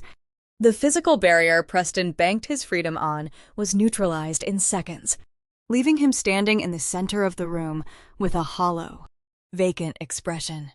The arrogant tech founder posture evaporated. He looked at the open vault, his chest rising and falling in shallow, rapid breaths, watching his digital empire crumble into analog ruin. The lead tactical agent stepped forward, displacing me from the front of the safe. Federal protocols dictate a precise chain of custody during a search and seizure operation. The agent reached into the steel cavity wearing dark, nitrile gloves, ensuring the forensic integrity of the evidence remained pristine. He extracted the primary targets of the raid first. The agent pulled out a stack of thick, leather-bound ledgers and a series of encrypted hardware wallets resting on the bottom steel shelf. These were not standard accounting books. White-collar criminals who operate offshore cryptocurrency laundering rings often keep a physical, localized backup of their digital keys, terrified that a cloud server wipe could erase their wealth. The ledgers contained the raw, unredacted transaction hashes. They held the routing numbers for the shell companies in the Cayman Islands. They documented the exact trajectory of the capital Preston siphoned from the generational trust fund. Julian stepped closer, his dark eyes scanning the recovered items. The former federal prosecutor recognized the undeniable weight of the evidence. He looked at Preston, offering a cold, analytical assessment of the man standing before him. The physical ledgers meant the cyber division did not even need to crack the network encryption. Preston had meticulously documented his own guilt and locked it inside a wall safe, wrapping a neat bow around his inevitable prison sentence. But the vault held more than just the architectural blueprints of a corporate fraud scheme. The tactical agent reached deeper into the recessed cavity. He pulled out a stack of dark blue velvet jewelry boxes. The velvet was worn at the corners, bearing the distinct, faded insignia of a historic Parisian jeweler. The boxes did not belong to Preston. They possessed an aesthetic history that predated his tech startup by decades. The agent placed the velvet boxes on the leather blotter of the oak desk, resting them right next to the confiscated ledgers. He popped the hinged lid of the top box open to inspect the contents for contraband. The bright overhead lights caught the flawless facets of a heavy, emerald pendant surrounded by crushed diamonds. I stepped toward the desk, my eyes locking onto the jewelry. I recognized the emerald instantly. I recognized the platinum setting and the intricate filigree work on the chain. I reached out, hovering my hand over the velvet without touching the evidence. I turned my head and looked down the hallway. Caroline and Richard had been ordered to remain seated in the living room under the supervision of a tactical agent. But the sharp, mechanical clank of the tungsten carbide door retracting echoed throughout the colonial estate. The sound functioned as a psychological trigger. Caroline knew exactly what resided in the shadows of that specific vault. The matriarch ignored the commands of the agent guarding her. She pushed herself off the plush designer sofa, her designer heels clicking frantically against the hardwood floor as she rushed down the corridor. She reached the threshold of the home office just as the tactical agent opened the first velvet box. Caroline stopped in the doorway. The color drained from her face, leaving her skin a stark, pallid white. She stared at the emerald pendant resting on the desk, her pristine suburban facade fracturing into a million irreparable pieces. That emerald belonged to our late grandmother, I stated, my voice projecting clearly across the room, ensuring the federal agents understood the context of the discovery. My grandfather commissioned the piece in Europe 50 years ago. It was the centerpiece of a vast estate collection, a collection designated to be divided equally among the grandchildren upon her passing. I looked at my mother. Her chest heaved. Her manicured hands trembled at her sides. 7 years ago, Caroline claimed the estate was targeted in a coordinated home invasion. I continued, dissecting the lie she maintained for nearly a decade. She told the family that thieves bypassed the alarm system while they were attending a charity gala. She claimed the burglars stripped the master bedroom, taking the entire heirloom jewelry collection. She wept at the dining table. She filed a comprehensive police report. I shifted my gaze back to the velvet boxes, resting on the leather blotter. She also filed a 7-figure claim with the insurance underwriters. I revealed, outlining the exact mechanics of her deception. She collected a significant payout for the stolen artifacts. She used that untraceable cash to fund her extravagant country club renovations and her seasonal wardrobe upgrades. Caroline did not just steal my inheritance. She committed grand larceny and systemic insurance fraud, utilizing a fabricated police report to defraud a major financial institution. She hid the physical evidence inside her son's secure wall safe, assuming the tungsten carbide door would protect her secret forever. The realization that her elite social standing was built on a foundation of documented felony fraud destroyed her restraint. The prospect of facing federal insurance investigators and potential prison time overrode her basic survival instincts. She abandoned the poised, aristocratic persona she spent her entire life cultivating. Caroline lunged forward. She charged into the home office, her eyes wide with a feral, unhinged panic. She shrieked, a raw, guttural sound tearing from her throat. She demanded the federal agent take his hands off her property.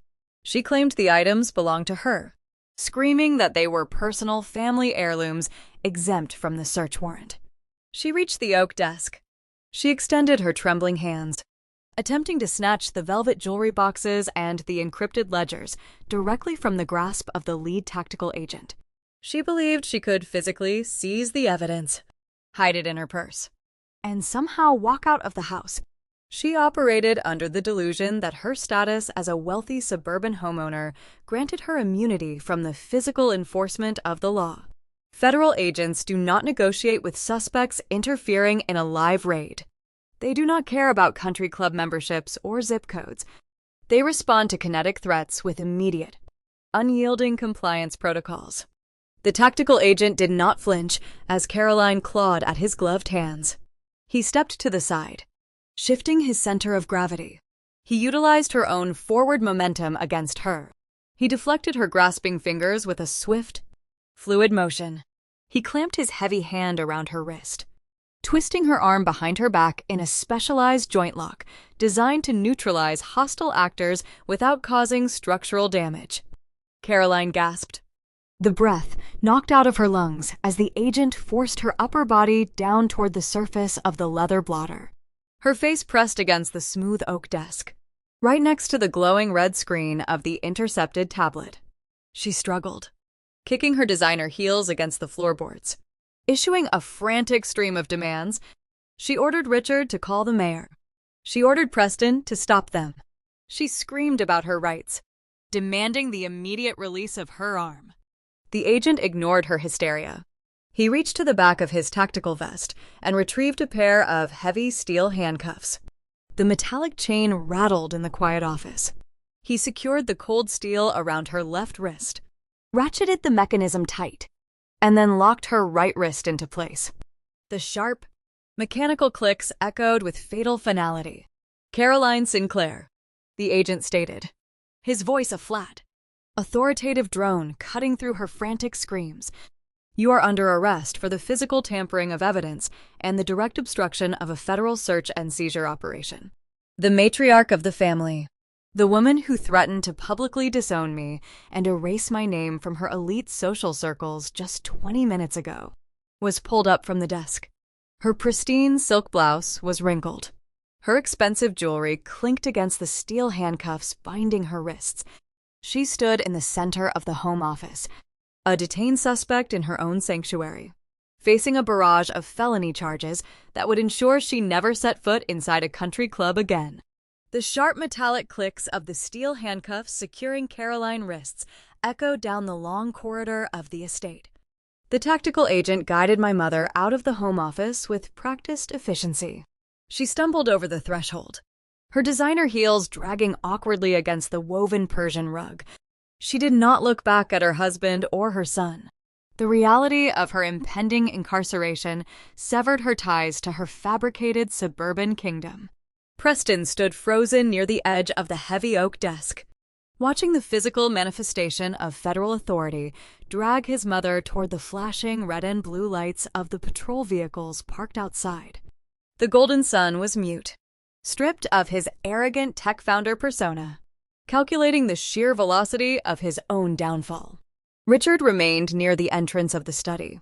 The patriarch of the family watched his wife disappear into the foyer. He did not rush forward to demand her release. He did not pull out his phone to call his expensive defense attorneys. Men who build their lives on the exploitation of others possess a ruthless, primal survival instinct. When the structural integrity of their empire fails, they do not go down with the sinking ship. They search for a lifeboat, even if it means drowning the rest of the crew to secure a seat. Richard processed the tactical raid unfolding in his sanctuary. He looked at the seized offshore ledgers resting on the leather blotter. He looked at the family tablet displaying the active cyber division trace.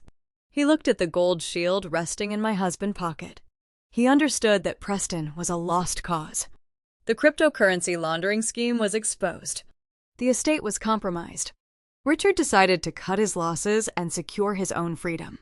He smoothed the front of his cashmere sweater, attempting to physically brush away the stench of the federal raid. He adjusted his posture, straightening his spine to project the image of a reasonable corporate executive navigating a difficult merger. He walked into the center of the home office, navigating around the extracted wall safe. He bypassed his son entirely. He refused to make eye contact with Preston, treating his own flesh and blood like a toxic liability that needed to be liquidated off the balance sheet. Richard stopped 2 feet away from Julian. He squared his shoulders. He believed he still held currency in this room. He believed a federal prosecutor would value a high-level inside informant over familial loyalty. I understand the mechanics of a federal prosecution, Richard began, lowering his voice into a conspiratorial register. I see the ledgers on the desk. I know my son triggered a network trace. The boy was reckless. He let his ambition outpace his intellect, and he dragged this family into his mess. But you and I are pragmatists. We both know that dismantling a corporate fraud ring requires more than just analog accounting books. You need a witness who can translate those transaction hashes into a cohesive narrative for a jury. Preston snapped his head toward his father. The betrayal registered on his face, twisting his features into an expression of profound horror. The golden son, who spent his entire life shielded by the patriarch, realized he was being offered as a sacrificial lamb. Richard did not flinch at the sharp gasp escaping his son's throat. The patriarch kept his eyes locked on Julian, pitching his cowardly plea deal. "I know the exact architecture of his tech startup," Richard offered, his tone transactional and cold. "I know the routing protocols Preston used to siphon the generational trust fund. I can provide the names of the shell companies registered in the Cayman Islands. I know the identities of the shadow lenders funding his decentralized exchange. I will sit in a federal courtroom and provide unredacted testimony detailing every single fraudulent wire transfer he initiated over the past 3 years. I will hand you the conviction on a silver platter." Preston took a staggering step backward, his spine hitting the edge of the oak desk. He stared at the man who groomed him to inherit the family legacy. "Dad," Preston whispered, his voice cracking into a pathetic rasp. Richard ignored him. The patriarch pressed forward with his demands. "In exchange for my full cooperation," Richard stipulated, "I require a single concession. I want blanket immunity from prosecution. I want you to draft a non-prosecution agreement right now. I walk out of this house untouched. My record remains clean. And you get the star witness. You need to bury him." Julian listened to the desperate proposition. My husband did not interrupt. He allowed Richard to lay all his cards on the table. A seasoned prosecutor knows that the most damning confessions often occur when a cornered suspect believes they are outsmarting the justice system. Julian maintained his cold, analytical posture. He did not display disgust at a father betraying his own son. He simply evaluated the offer through the lens of empirical evidence. Julian reached down and picked up the sleek, leather briefcase he brought into the house. He set it on the edge of the oak desk, right next to the recovered velvet jewelry boxes and the encrypted ledgers. The brass latches clicked open with a sharp, synchronized snap. Julian did not extract a blank immunity agreement. He did not reach for a pen to secure the testimony. He retrieved a thick stack of legal documents bound by a heavy blue seal. He held the paperwork out, presenting it to Richard. Federal prosecutors do not offer immunity to targets they have already convicted on paper, Julian announced, his deep voice dismantling Richard's final illusion of control. "We do not need your testimony to translate those transaction hashes. The forensic audit your daughter initiated yesterday morning did not just track the capital flowing into the Silicon Valley startup. The algorithms mapped every single divergent branch of the stolen trust fund." Julian dropped the heavy stack of documents onto the leather blotter. The bold typography on the front page listed a formal grand jury indictment. Richard stared at the blue seal. The confident, conspiratorial facade melted off his face. I stepped forward, aligning myself with my husband. I looked at the man who spent 3 decades mocking my career, dismissing my intellect, and treating my existence as an inconvenience. Preston did not possess the financial clearance to drain a generational trust fund on his own, I explained, detailing the true destination of my stolen inheritance. The estate lawyers required secondary administrative bypass codes to authorize high-volume withdrawals. They required legal overrides that only the patriarch of the family could provide. Preston funneled the money, but you authorized the theft. You handed him the keys to my vault. I leaned against the edge of the desk, my gaze locking onto my father, terrified eyes. And the capital did not just fuel a failing software company. I revealed, exposing the secret he harbored for 5 years. Preston routed the funds into offshore shell accounts, and then he split the stream. A portion went to his tech startup. The rest was diverted into unregulated international gaming accounts. Richard's knees buckled slightly. He gripped the back of a leather office chair to keep himself upright. You project the image of a disciplined country club elite, I continued, my voice echoing in the quiet study. But you are a degenerate gambler. You accumulated a 7-figure deficit playing high-stakes baccarat on encrypted foreign servers. When the international syndicates demanded payment, you realized you lacked the liquidity to cover your losses. You partnered with your son. You used his tech startup as a laundering vehicle to wash the funds stolen from my trust, paying off the offshore casinos to keep the debt collectors away from this Connecticut estate. The room grew heavy with the weight of the undeniable truth. Preston stared at his father, realizing the depth of the mutual exploitation. They were not a family. They were a criminal syndicate operating under the guise of suburban prestige, feeding off my inheritance to sustain their respective delusions. You are not an inside informant, Julian stated, signaling the remaining tactical agent in the room. You are a primary co-conspirator in a systemic embezzlement and wire fraud ring. You did not just turn a blind eye to the theft. You orchestrated it to save your own life.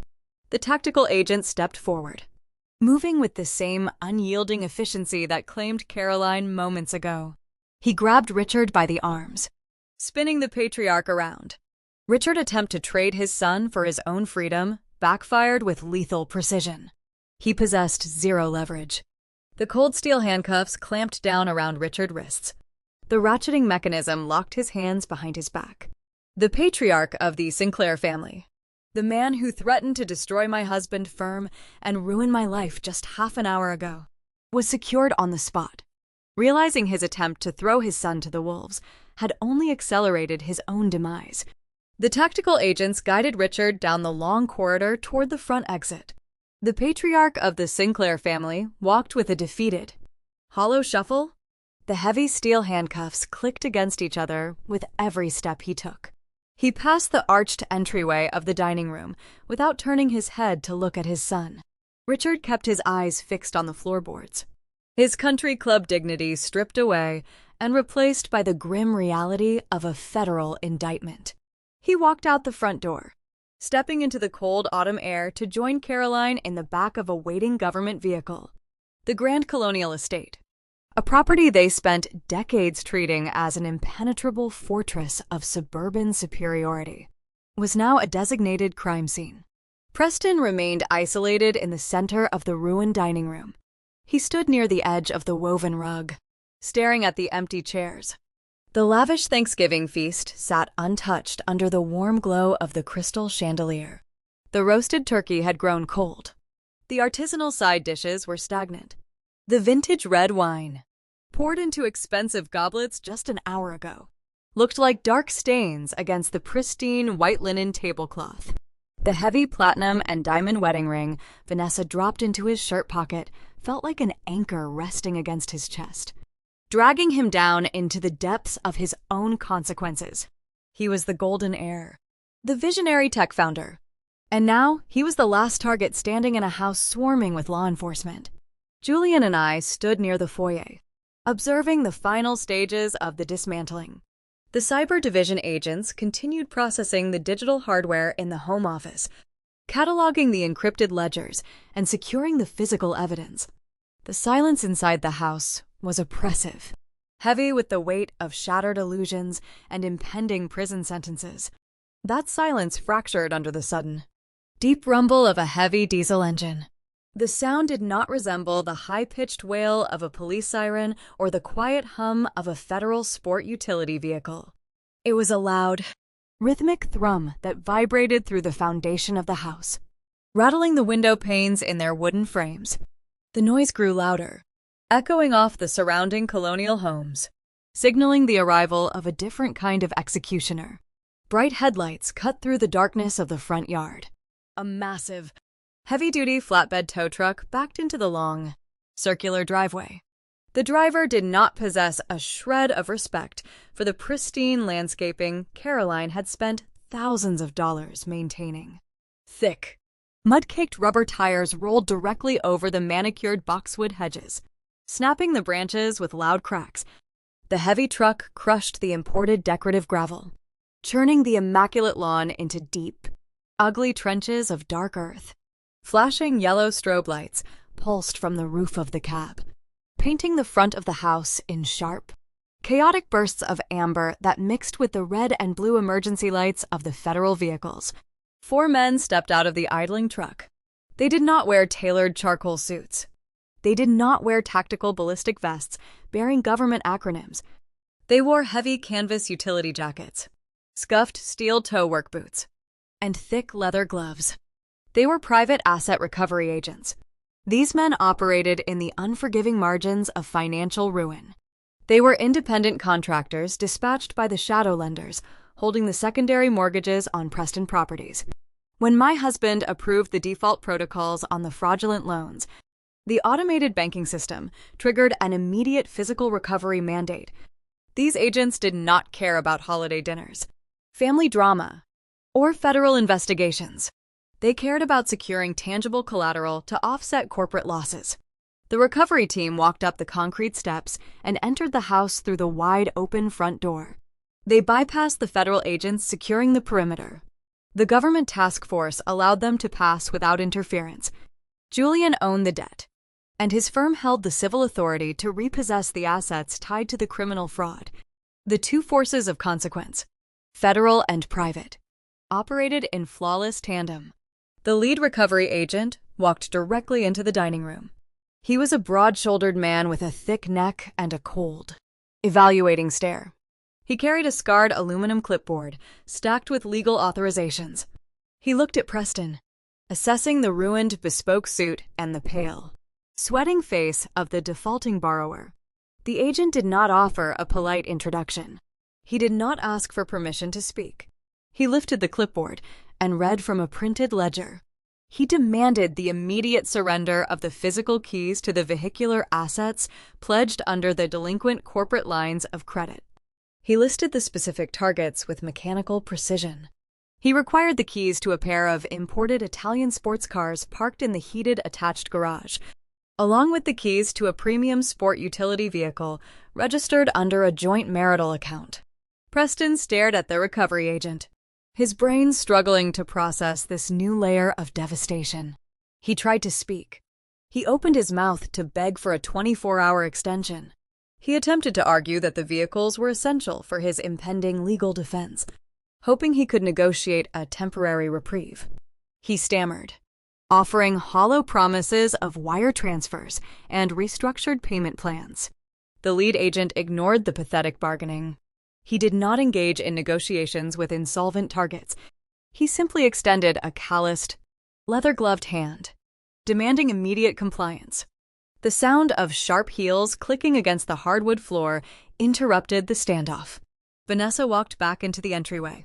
She had retreated to the guest coat closet down the hall to retrieve her tailored cashmere wrap and her leather travel bags. She was preparing to leave the estate in a private car she summoned 15 minutes ago.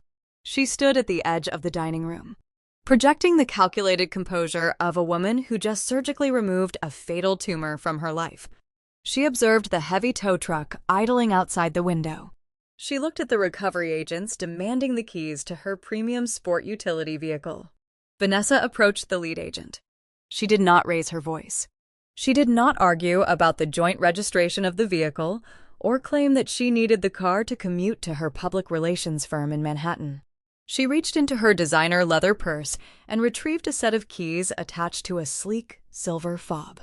She placed the keys directly into the outstretched hand of the recovery agent. Preston watched his wife surrender her asset. A fleeting, vindictive spark crossed his eyes.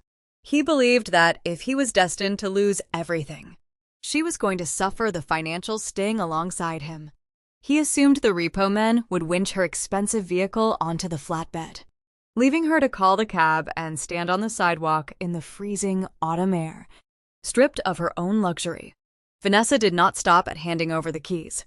She reached back into her designer purse and retrieved a folded document printed on thick, heavy legal paper. The pages bore the official blue ink stamp of the county clerk and the embossed seal of a municipal judge. She handed the paperwork to the lead agent, resting it on top of his aluminum clipboard. Vanessa explained the nature of the document with cold, undeniable clarity. It was a court-stamped separation of assets and a rapid title transfer. when Vanessa discovered the forged secondary mortgage on her smartphone hours prior. She did not just pack her travel bags and declare a divorce, so she utilized her elite corporate connections. She engaged a premium crisis management attorney on retainer. While Preston was panicking in the home office, attempting to commit wire fraud, Vanessa was executing a flawless legal maneuver. She utilized an emergency injunction to legally transfer the title of her premium sport utility vehicle out of the tainted joint marital estate. She registered the vehicle into a clean, untouchable private holding company operating solely under her maiden name. The lead recovery agent reviewed the blue ink stamp. He read the vehicle identification numbers listed on the expedited transfer. He verified the legal parameters printed on the page. Asset recovery contractors possess the authority to seize property tied to defaulting borrowers, but they cannot touch assets owned by an unlisted, third-party corporate entity without risking a catastrophic civil lawsuit for unlawful seizure. The agent recognized a watertight legal defense. He folded the document and handed the paperwork back to Vanessa. He reached into his pocket, retrieved her silver key fob, and placed it back into her palm. He tipped his head, offering a silent nod of respect for the flawless execution. Vanessa secured her keys. She adjusted the collar of her cashmere wrap. She turned her head and offered Preston a final, freezing glance, letting him absorb the reality that her intellect had shielded her from his ruin. She turned on her heel and walked out the front door, stepping past the flashing lights to enter her untouched vehicle and drive away from the wreckage. The lead agent shifted his attention back to my brother. He grabbed Preston by the collar of his ruined bespoke shirt. Pulling him forward, he demanded the keys to the remaining imported sports cars, leaving zero room for debate. Preston reached into his pocket with a trembling hand, surrendering the keys to his prized fleet. The recovery crew marched into the heated garage, hooked the heavy steel winch cables to the chassis of the Italian sports cars, and dragged them onto the flatbed trucks. The mechanical grinding of the winches echoed through the night, leaving the golden sun completely stranded in the ruins of his childhood home without a single mode of transportation. The heavy diesel engines of the tow trucks faded into the cold autumn night, taking the last physical symbols of my brother, manufactured wealth with them. The grinding mechanical noise was replaced by the oppressive silence of the ruined colonial estate. Preston stood isolated in the center of the dining room. The tactical agents from the Federal Cyber Division continued their methodical extraction in the home office down the hall, bagging evidence and cataloging the encrypted ledgers. They paid no immediate attention to the broken man standing near the untouched Thanksgiving turkey. Preston looked toward the foyer. The front door remained wide open. The flashing red and blue emergency lights swept across the manicured lawn, illuminating the deep, muddy trenches left behind by the asset recovery vehicles. He possessed zero transportation. He possessed zero financial liquidity. His parents were currently sitting in the back of a government transport vehicle, facing decades in federal prison for their complicity in his embezzlement and their obstruction of a search warrant. His wife, the corporate public relations executive who managed his public image, had legally severed their marital ties and driven away in her own pristine vehicle, leaving him to absorb the impending legal fallout alone. When a narcissist loses their physical territory and their financial leverage, they do not surrender. They do not accept the consequences of their actions with quiet dignity. They experience a severe psychological fracture. They pivot from calculated corporate fraud to raw, unhinged retaliation. They seek to inflict maximum collateral damage, operating under the delusion that if they are destined to drown, they possess the right to drag everyone else under the water with them. Preston turned away from the front window. His posture underwent a feral transformation.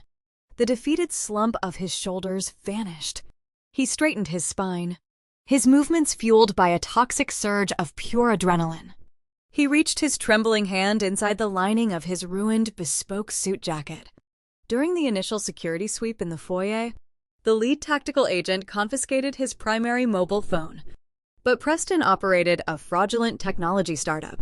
He understood the necessity of maintaining untraceable hardware. He extracted a secondary mobile device, a sleek, black smartphone he kept hidden in a tailored interior pocket. He authenticated the screen with a frantic swipe of his thumb. A harsh white glow illuminated his pale, sweating face. The light cast deep shadows under his eyes, highlighting the frantic, erratic shifting of his gaze. He walked out of the dining room and entered the foyer, closing the distance between us. Julian stood a few feet away, his arms resting at his sides, watching my brother approach. My husband did not intervene.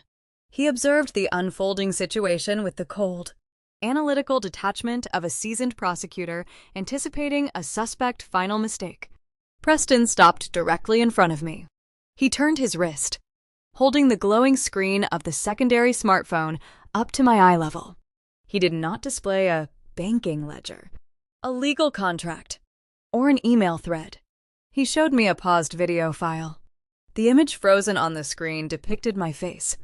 The lighting was dark, replicating the interior of a high-end Manhattan hotel room. The figure on the screen wore a familiar designer dress. Preston explained the nature of his weapon. His voice cracked, fluctuating between desperate panic and a chaotic, arrogant pride. He reminded me that his failing startup specialized in synthetic media and complex digital algorithms. He possessed access to proprietary rendering software designed to manipulate audiovisual data. He claimed he utilized advanced artificial intelligence to generate a flawless, highly compromising deepfake video. He detailed the digital fabrication with chilling specificity. The synthetic rendering depicted me engaging in severe corporate espionage, exchanging proprietary financial data for illicit substances. He boasted about the technical execution, insisting the algorithm analyzed thousands of hours of my public corporate speeches to replicate my exact vocal cadence, facial tics, and micro-expressions. He claimed the rendering quality was impeccable, stripped of any digital artifacts or blurry transitions. He insisted the synthetic audio and visual markers were entirely indistinguishable from reality. In the corporate acquisition sector, perception dictates market value. Institutional investors and board members despise liability. A video depicting a senior executive engaging in illicit behavior does not require forensic verification to cause catastrophic damage.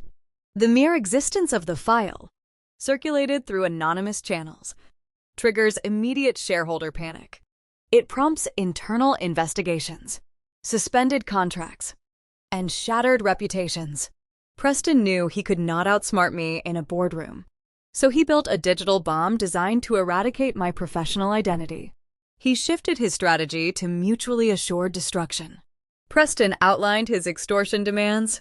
He threatened to upload the video file directly to the private email servers of every corporate board member in my industry. He promised to forward the synthetic media to the institutional investors funding Julian private equity firm, guaranteeing a scandal so toxic it would trigger a massive withdrawal of capital and an immediate federal audit of my husband's business practices. He held his thumb, hovering a fraction of a millimeter above the publish icon on the glass screen. A feral, desperate arrogance returned to his eyes. He smiled, a twisted, unhinged expression that distorted his features. He demanded I order Julian to call off the tactical agents currently securing the home office. He demanded I log into the estate portal, override the fiduciary freeze, and release his funds. He wanted his offshore accounts loaded with untraceable cash before he lowered his thumb. He believed he had discovered the ultimate trump card, a weapon powerful enough to force a federal prosecutor and a corporate director to kneel in the foyer of a ruined house. I stood my ground. I did not blink. I did not raise my hands in a placating gesture. I did not attempt to snatch the device from his grip. Hostile negotiations rely on the illusion of power. When a target attempts digital terrorism, you do not argue with the terrorist. You neutralize the infrastructure, holding the weapon. I reached into the inner pocket of my tailored charcoal blazer. I withdrew my own sleek digital tablet. I looked at my brother, observing his thumb trembling over the screen. I did not offer a counteroffer. I did not negotiate the terms of his surrender. I explained a fundamental flaw in his corporate security protocol. I reminded Preston about the private security technicians I hired 3 months ago to install the surveillance lenses in the home office. I revealed that those technicians did not just wire microscopic cameras into the crown molding. They accessed the central network router housed in the basement of the estate. They planted a sleeper backdoor virus directly into the localized digital architecture of his home. The virus lay dormant for 90 days.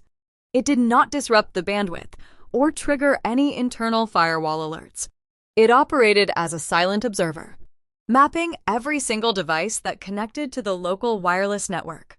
It indexed his primary phones, his laptops, his smart home hubs, and the secondary mobile device he currently held in his hand.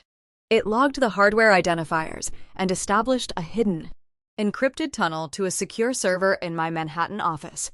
Preston frowned, the feral smile faltering as his brain struggled to comprehend the technical reality of my words. He looked down at his screen, his thumb still hovering over the publish button. I tapped a single command on my tablet. The screen of Preston's smartphone glitched. The paused. Synthetic video file distorted into a jagged array of dead pixels. The harsh white glow illuminating his face flickered rapidly, strobing in a chaotic sequence of fragmented code. The digital rendering of my face melted into a stream of corrupted data. Then, the screen turned solid, impenetrable black. Preston jabbed his thumb against the glass, frantically tapping the dark surface. He pressed the physical power buttons on the side of the casing. He swiped his fingers across the dead interface. The device offered zero response. It did not vibrate. It did not reboot. The internal backlight remained extinguished. I informed him the blackout was not a temporary software crash. The command I executed triggered the dormant backdoor virus. The payload deployed a localized hardware wipe. It factory reset every device tethered to the network, injecting a malicious code that overloaded the internal motherboards and corrupted the flash memory drives. The digital weapon he intended to use to destroy my career was erased from existence. The synthetic video file, the algorithmic source code, and the encrypted contact lists were vaporized in a fraction of a second.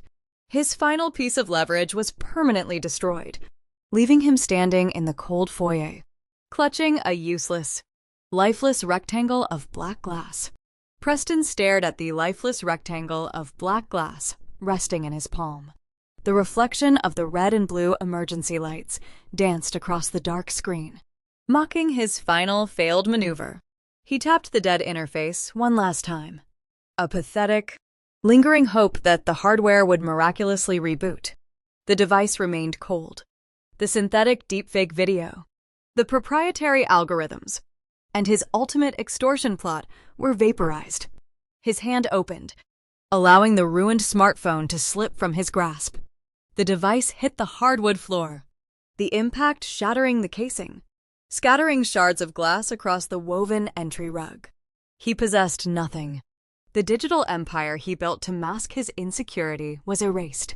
Heavy tactical boots sounded down the central corridor. The lead cyber division agent emerged from the home office, carrying several sealed evidence bags containing the encrypted ledgers and the confiscated jewelry. He walked toward the foyer, his eyes locking onto Preston. The federal agent did not need to issue a verbal command. The raid was concluding, and the primary target required processing.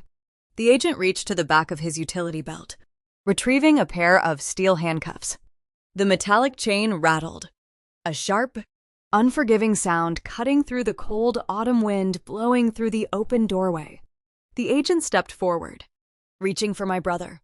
I raised my right hand, extending my fingers in a silent request for a temporary halt. Julian stood a few feet away, observing the interaction. My husband offered the lead agent a subtle, measured nod. A federal prosecutor holds the authority to dictate the pacing of an arrest on site. The tactical agent paused, stepping back to allow me to conclude my business. Preston belonged to the justice system, but he owed a debt to me first. I stepped into the space between my brother and the federal agent.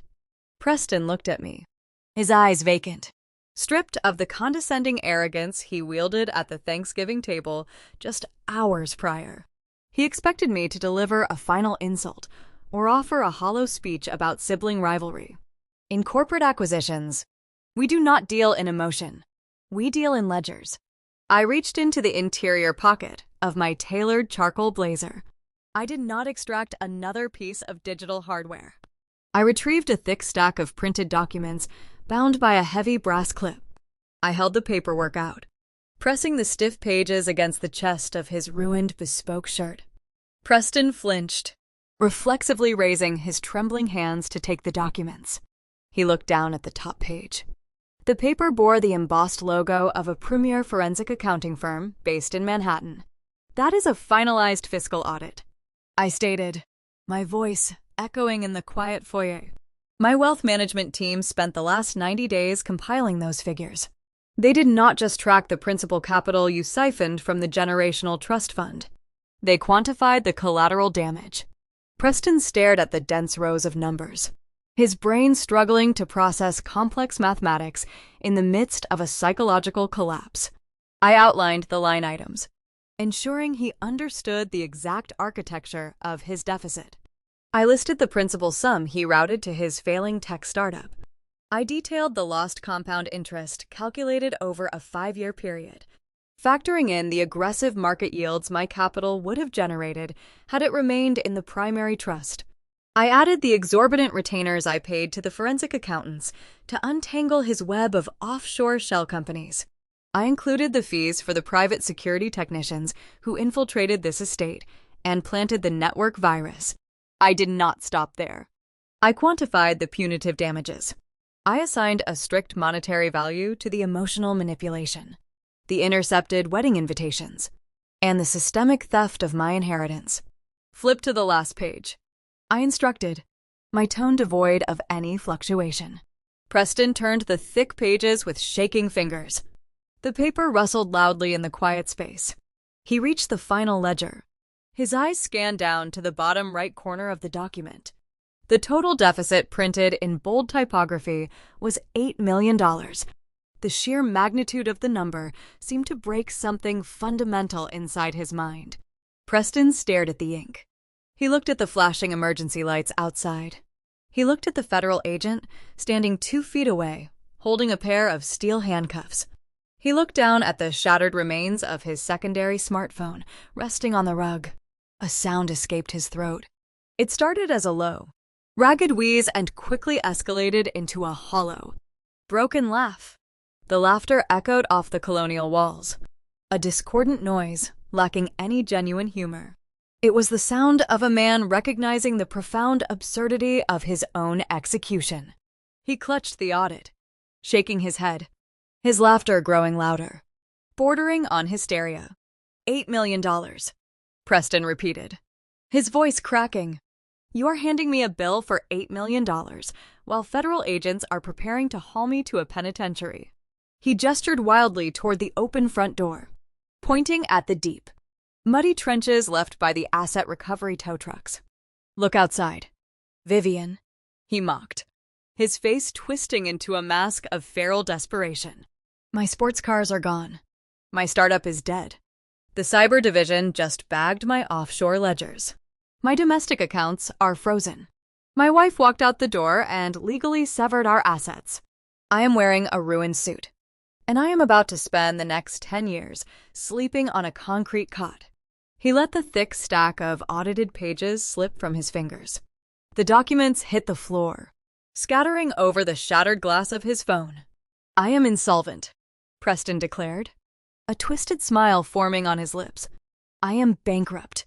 You spent all this time tracking my theft, compiling your little ledgers, and building your trap. But you bled the stone dry. I possess zero liquidity. You are never going to collect a single dime of that $8 million. You win the war, but you lose the capital. He crossed his arms, leaning back against the wall, finding a sick comfort in his own poverty. He believed that his financial ruin offered him a twisted shield against my demands.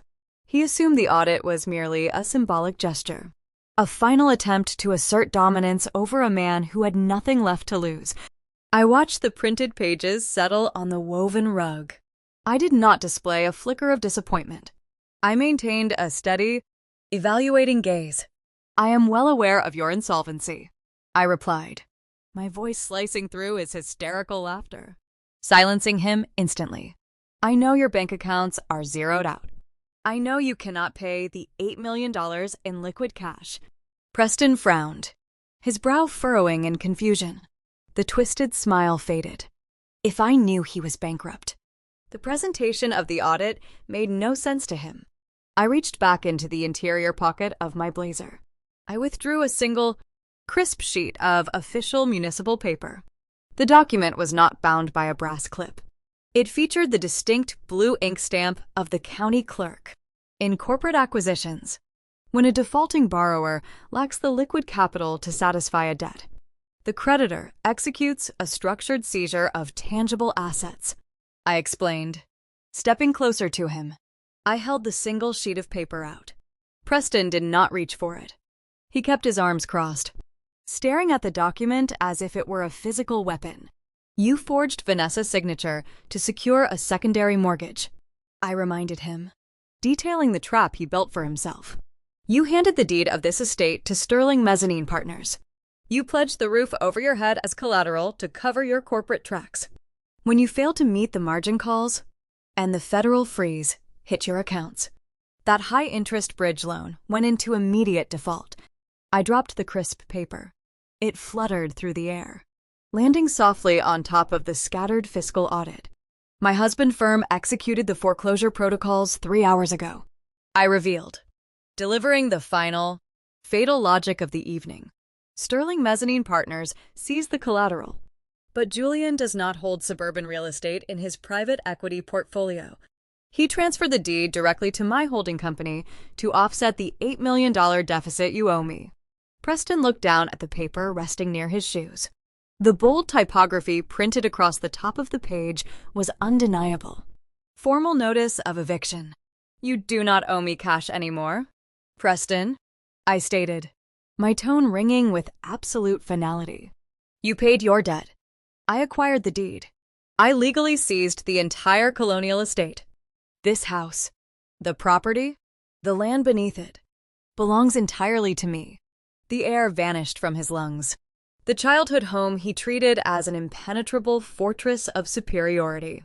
The grand estate where he stood at the head of the dining table and mocked my marital status was gone.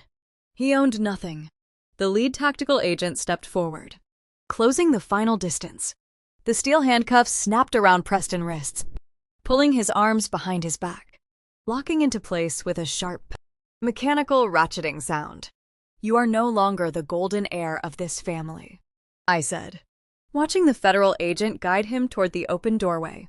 "You are officially a trespasser in my house." The lead tactical agent gripped my brother by the upper arm. The physical contact left no room for hesitation or resistance. Preston shuffled forward, his expensive leather shoes scraping against the woven rug of the foyer. He crossed the threshold of the open front door, stepping out of the warm interior and into the freezing autumn wind. The colonial estate no longer belonged to him. I held the deed, and the federal government held his immediate future. He was a trespasser being escorted off my property. Outside, the scene resembled a chaotic disaster zone rather than a prestigious suburban neighborhood. The strobing red and blue emergency lights illuminated the faces of the local elite.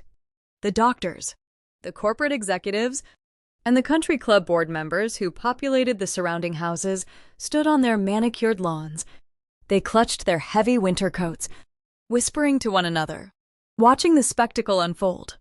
Preston kept his head down, his chin pressed against his chest. He tried to hide his face from the peers he spent his entire adult life trying to impress, desperate to shield himself from their collective judgment. He did not make it to the waiting government transport vehicle. A figure stepped out of the shadows near the tall brick pillars of the front porch. Vanessa had not driven away. Her private town car idled near the edge of the street, safely distanced from the deep mud trenches carved by the repossession trucks. She stood under the warm amber glow of the porch light, her tailored cashmere wrap shielding her from the biting wind. She held a sleek, black leather folio pressed firmly against her side. Vanessa built her career in the ruthless, unforgiving sector of Manhattan public relations. She mitigated executive scandals, contained corporate blowouts, and drafted crisis narratives for global companies. She understood the mechanics of reputation better than anyone. She knew that proximity to a federal felony conviction functions like a lethal contagion. If she allowed her name to remain tethered to an indicted fraudster, the resulting scandal would infect her pristine professional brand. She required a surgical amputation, executed before the financial press printed their morning editions. The federal agent recognized the high-priced crisis management attorney standing a few paces behind Vanessa in the shadows. A silent exchange of nods occurred. The tactical agent understood the standard protocol of serving legal documents prior to federal processing. He halted his momentum, granting Vanessa a narrow window to conclude her business. He maintained a firm, unyielding grip on the steel chain connecting Preston wrists, but he allowed my brother to face his wife one final time. Vanessa did not offer a single word of pity. She did not mourn the collapse of their shared life or offer false hopes for a lenient prison sentence. She opened the leather folio, revealing a stack of crisp, white legal documents. She presented the paperwork with the detached, clinical efficiency of a board member terminating a problematic employee. The first document resting in the folder was an expedited petition for the dissolution of marriage. The paperwork waived any claim to spousal support and cited his financial fraud as the primary catalyst for the separation. It severed their assets with brutal finality. But the second document carried the true weight of her leverage.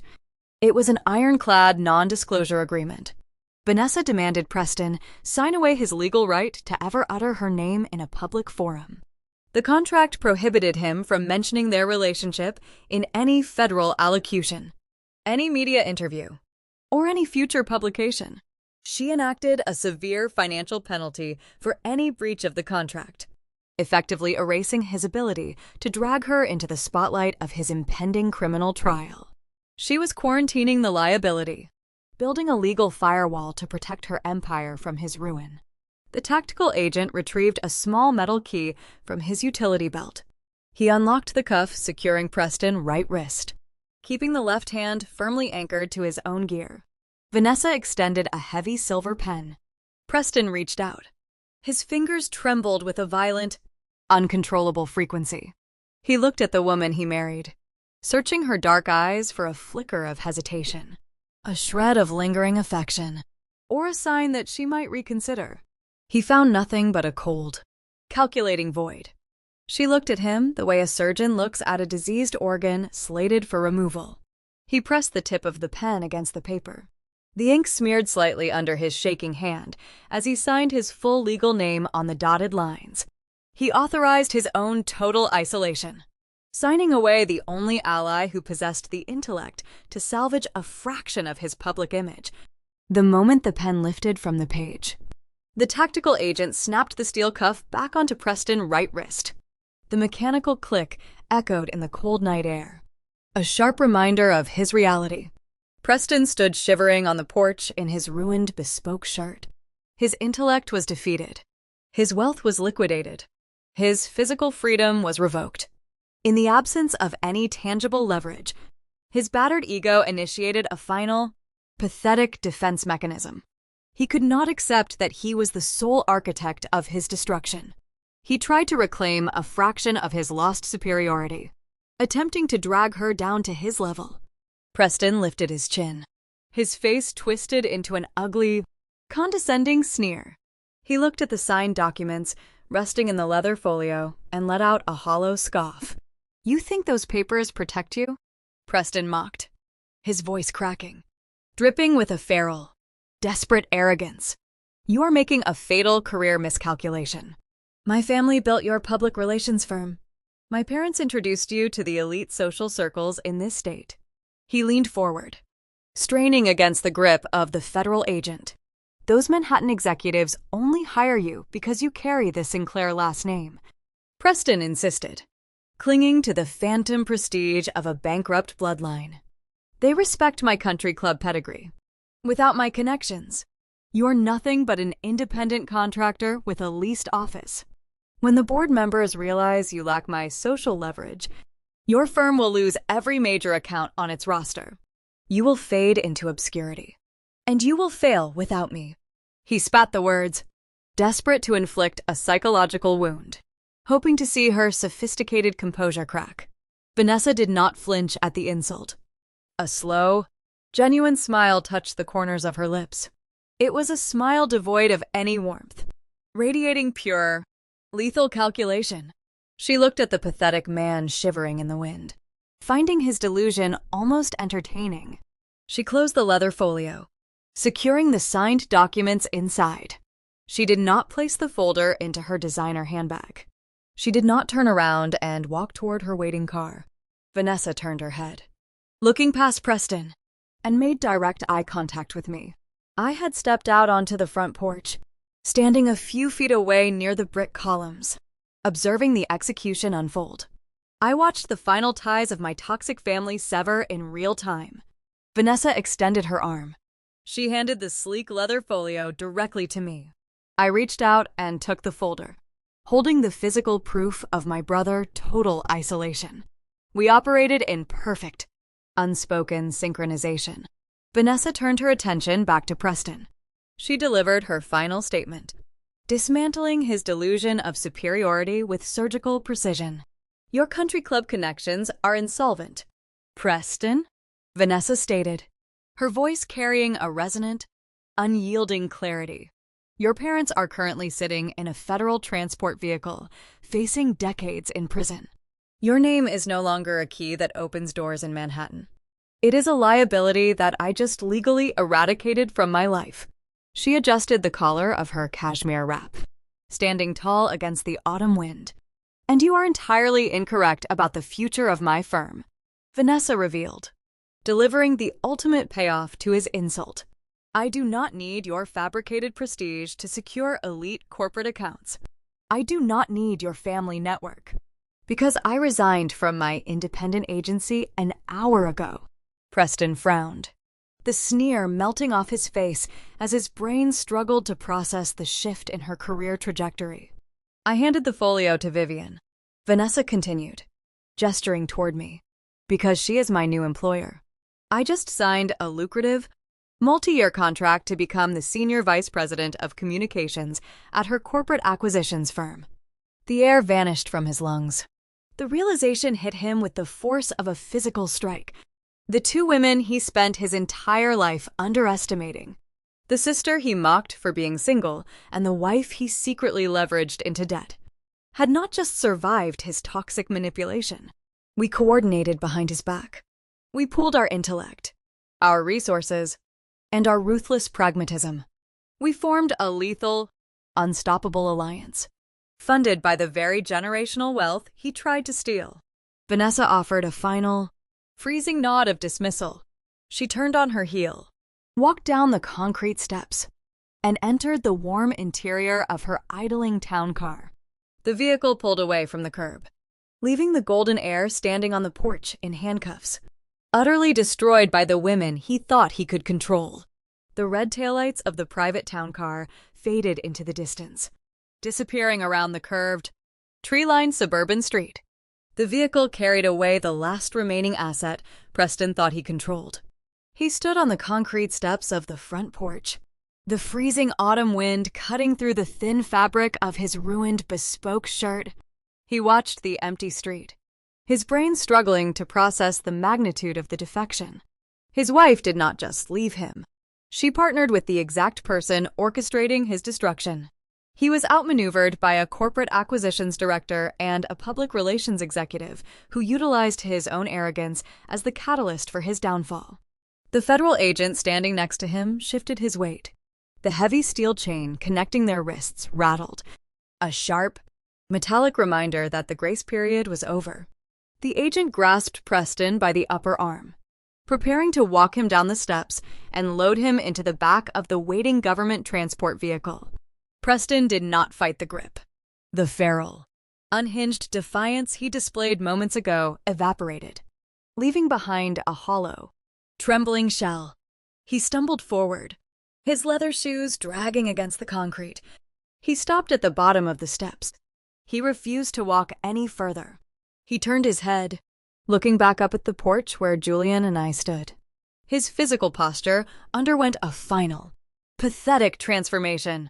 The visionary tech founder who commanded Thanksgiving dinners and belittled my career was gone. The hostile negotiator attempting to leverage a synthetic video file was dead. All that remained was a broken, insolvent man staring at the architect of his ruin.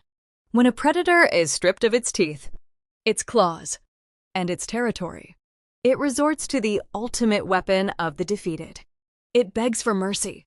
"Vivian," Preston whispered. His voice was a ragged, breathless rasp. It lacked any trace of superiority. It was the sound of a man drowning in his own consequences, grasping for a single, floating piece of debris. The federal agent tugged on the steel chain, silently ordering him to keep moving. Preston planted his feet, ignoring the sharp pull on his wrist. He kept his eyes locked on me. "You hold the deed," Preston said, the words tumbling out of his mouth in a frantic, desperate rhythm. "You own the estate. I understand that. You took the capital, and you took the house. But you have to look at the reality of what happens tomorrow." I did not step forward. I remained standing near the tall brick columns of the porch, holding the leather folio containing his divorce papers. I offered zero verbal encouragement. I let him speak, allowing him to document his own pathetic surrender. "Mom and Dad are sitting in a federal holding cell," Preston continued, his chest heaving as he pointed a shaking finger toward the government vehicles idling on the street. "They will face a magistrate in the morning. They are first-time offenders. The judge will grant them a bail hearing, but they cannot access their accounts. You froze the trust. Julian seized their secondary assets. The country club will ban them the second the morning papers publish the indictment. They have zero liquid cash and nowhere to go." He swallowed hard, his throat dry. The freezing wind whipped his hair across his forehead. "They are going to be homeless. Vivian," he pleaded, his eyes wide and brimming with tears. "They are old. They cannot survive in a municipal shelter. You proved your point. You won the war. But you cannot throw our parents onto the street." He raised his free hand, gesturing frantically toward the dark expanse of the property stretching out beyond the driveway. "The guest house," Preston begged, referring to the small, two-bedroom carriage house situated at the far northern edge of the 2-acre estate, historically utilized for visiting relatives or live-in landscaping staff. "Let them stay in the guest house," he pleaded, his voice cracking, dripping with a desperate, agonizing vulnerability. "They will not bother you. They will maintain the gardens. They will stay out of sight. You will never even have to look at them. They just need a roof over their heads while they fight the federal charges. Grant them a fraction of mercy. They are still your blood." He stared at me, waiting for a concession. He expected the biological tether to finally catch. He believed that despite the embezzlement, the extortion attempts, and the relentless emotional manipulation, a daughter could not look at her ruined family and deny them basic shelter. He assumed my corporate ruthlessness possessed a limit. In the world of high-stakes acquisitions, extending mercy to a hostile liability is a fatal error. You do not leave a fractured enemy living on the edge of your territory. You eradicate their presence and salt the earth. I did not offer a sympathetic sigh. I did not lower my gaze. I turned away from my brother. I walked across the wide brick porch, moving away from the front door. I stopped near the edge of the elevated platform, resting my hands lightly on the painted wooden railing. I looked out over the sprawling, pristine lawn. The strobing emergency lights illuminated the manicured landscaping, casting long shadows across the ancient oak trees that line the perimeter of the property. I grew up inside this colonial fortress. I spent 3 decades navigating the suffocating expectations, the manufactured prestige, and the cold, transactional nature of my parents' affection. They utilized this estate as a physical monument to their elite social standing. They hosted lavish charity galas in the gardens and curated flawless holiday dinners in the dining room. utilizing the architecture to project an illusion of boundless wealth while secretly drowning in debt. I looked back at Preston. He stood at the bottom of the steps, shivering in the cold, waiting for my verdict. Holding a residential real estate asset requires a significant allocation of resources, I stated, my voice projecting clearly over the low rumble of the idling diesel engines. It demands property taxes, structural maintenance, and emotional attachment. I possess zero emotional attachment to this soil, and I do not intend to pay municipal taxes to preserve a monument built on my stolen inheritance. Preston frowned, his tear-filled eyes narrowing in confusion. He did not understand the financial terminology. He was begging for a bedroom, and I was discussing asset management. When you handed the deed to Sterling Mezzanine Partners through your fraudulent secondary mortgage, I explained, delivering the cold mechanics of my strategy. You bypassed the standard municipal transfer protocols. You handed Julian a clean title. When he transferred that deed to my holding company yesterday morning, I gained total, unencumbered proprietary control over this entire 2-acre parcel. I turned my back to the lawn and faced him directly. I did not acquire this estate to live in it. Preston, I revealed, my tone dropping into a lethal, resonant register. I do not want the dining room. I do not want the swimming pool. And I certainly do not want the guest house. His breathing stalled. The desperate hope in his eyes began to fracture. I am a director of mergers and acquisitions, I reminded him, spelling out his final doom. I analyze land value.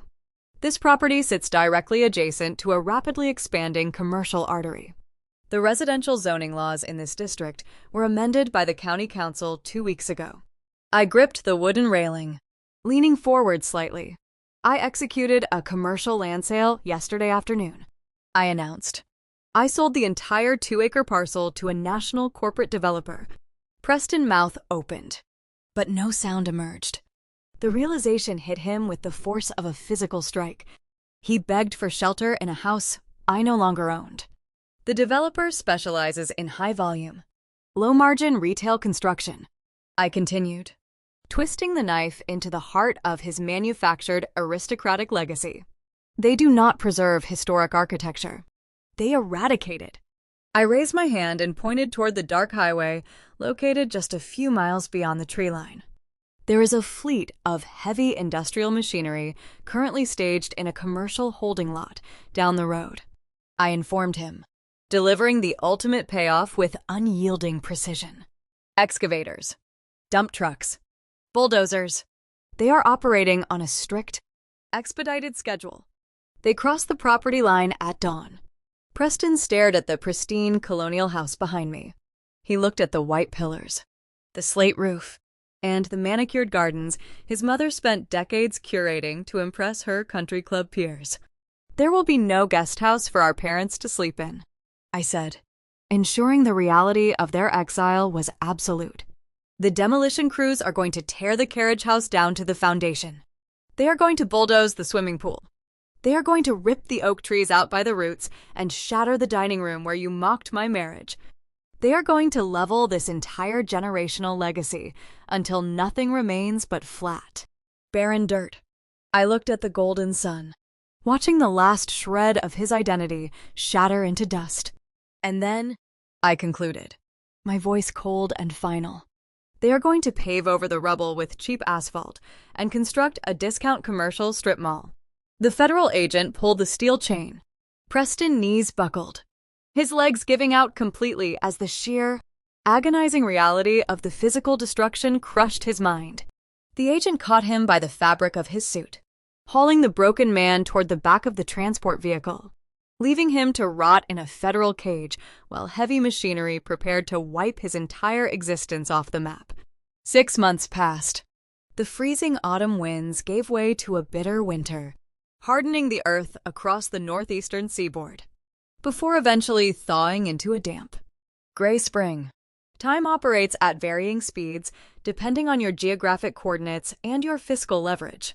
For the individuals who thought they could siphon my wealth and dictate my future, time slowed to an agonizing crawl, in a specific, affluent zip code in Connecticut. A 2-acre plot of land that once held a sprawling colonial fortress now features a vastly different architectural layout. The heavy industrial machinery arrived at dawn the morning after Thanksgiving, exactly as I promised. The corporate developers did not waste time mourning the aesthetic history of the property. Steel excavators tore through the mahogany dining room. Wrecking balls shattered the marble fireplace where my parents tried to extort me. The ancient oak trees were ripped from the soil by their roots. The pristine swimming pool and the carriage house were crushed into rubble and hauled away in heavy dump trucks.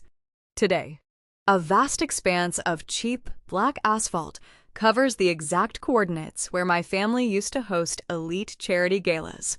A discount commercial strip mall occupies the space. A glowing neon sign for a fast food franchise illuminates the exact physical spot where Preston stood and mocked my marital status. Their generational legacy is buried under a concrete parking lot, erased from the map, replaced by the relentless machinery of commercial retail. The geographic coordinates of my brother and my father shifted with equal severity. Preston and Richard do not reside in Connecticut. They avoided a lengthy public trial by accepting the inescapable reality of the encrypted ledgers and the recorded wire fraud attempts. Facing insurmountable forensic evidence, their expensive defense attorneys advised a swift guilty plea. A federal judge sentenced both men to concurrent terms in a medium-security federal penitentiary located in a desolate region of upstate New York. The patriarch who commanded suburban boardrooms and the golden heir who built a digital illusion traded their bespoke tailored suits for coarse, standard-issue khaki jumpsuits. They do not manage hedge funds, and they do not secure venture capital. They manage industrial washing machines. The father and son work in the prison laundry facility under the harsh glare of flickering fluorescent ceiling fixtures. They spend 8 hours a day folding damp canvas sheets and heavy cotton towels. They earn 11 cents an hour for their labor. Their daily routine is dictated by heavy steel doors, barbed wire fences, and the sharp commands of correctional officers. They share a cramped concrete cell. They are forced to stare at each other in the dark, stripped of their offshore ledgers, their luxury vehicles, and their country club leverage. The federal justice system does not care about their fabricated prestige. It only cares about their inmate identification numbers. The men who operated as a parasitic syndicate now have nothing left to consume but their own mutual resentment. Caroline experienced her own customized descent into ruin. The matriarch avoided a federal penitentiary by accepting a brutal plea agreement for her role in the insurance fraud and her physical tampering with evidence during the raid. The municipal judge sentenced her to 5 years of strict probation, mandated community service, and crushing restitution fines that drained her final hidden reserve accounts. The woman who curated flawless holiday feasts now lives in a drafty, single-room studio apartment situated above a noisy 24-hour laundromat on the industrial outskirts of the county. The cramped space smells faintly of cheap detergent and stale cooking oil. Her social exile is absolute. To pay her court-mandated fines, Caroline works a minimum-wage retail job at a suburban discount home goods store. She wears a stiff polyester uniform vest. She spends her shifts standing on a rubber anti-fatigue mat behind a plastic cash register, scanning barcodes for customers looking for bargain merchandise. Last week, a prominent socialite from her former country club walked through her checkout lane. Caroline recognized the woman immediately. She attempted to offer a polite, familiar greeting, hoping to salvage a tiny fraction of her past life. The socialite looked directly at Caroline, recognized her face, and chose to offer a blank, unblinking stare. She paid for her items in silence, pretending the cashier did not exist. For a woman whose entire identity revolved around elite social status, that silent erasure cuts far deeper than any physical cage. She is a ghost trapped in the exact socioeconomic demographic she spent her life mocking. I stand in the penthouse suite of my corporate headquarters in the financial district of Manhattan. The walls of my corner office are clear tempered glass, offering an unobstructed, panoramic view of the sprawling city skyline. The ambient noise of the streets below is muted, replaced by the quiet hum of flawless efficiency. I rest my hands on the edge of a pristine slate desk. Julian stands beside me. He wears a tailored navy suit, holding a crystal glass of sparkling water, projecting the calm, undeniable authority that dismantled my brother in a single evening. We are not just a married couple. We are a synchronized executive ecosystem, operating on mutual respect and shared competence. I look at the dual monitors displaying the finalized financial ledgers of my acquisitions firm. The numbers align perfectly down to the final decimal. The generational trust fund is secure. The capital Preston siphoned was recovered through the liquidation of his vehicular assets and the commercial land sale of the colonial estate. My balance sheets are pristine. There are no shadow lenders circling my wealth. There are no parasitic relatives demanding unearned capital to fund their digital fantasies. I leave my office and walk down the wide, carpeted corridor.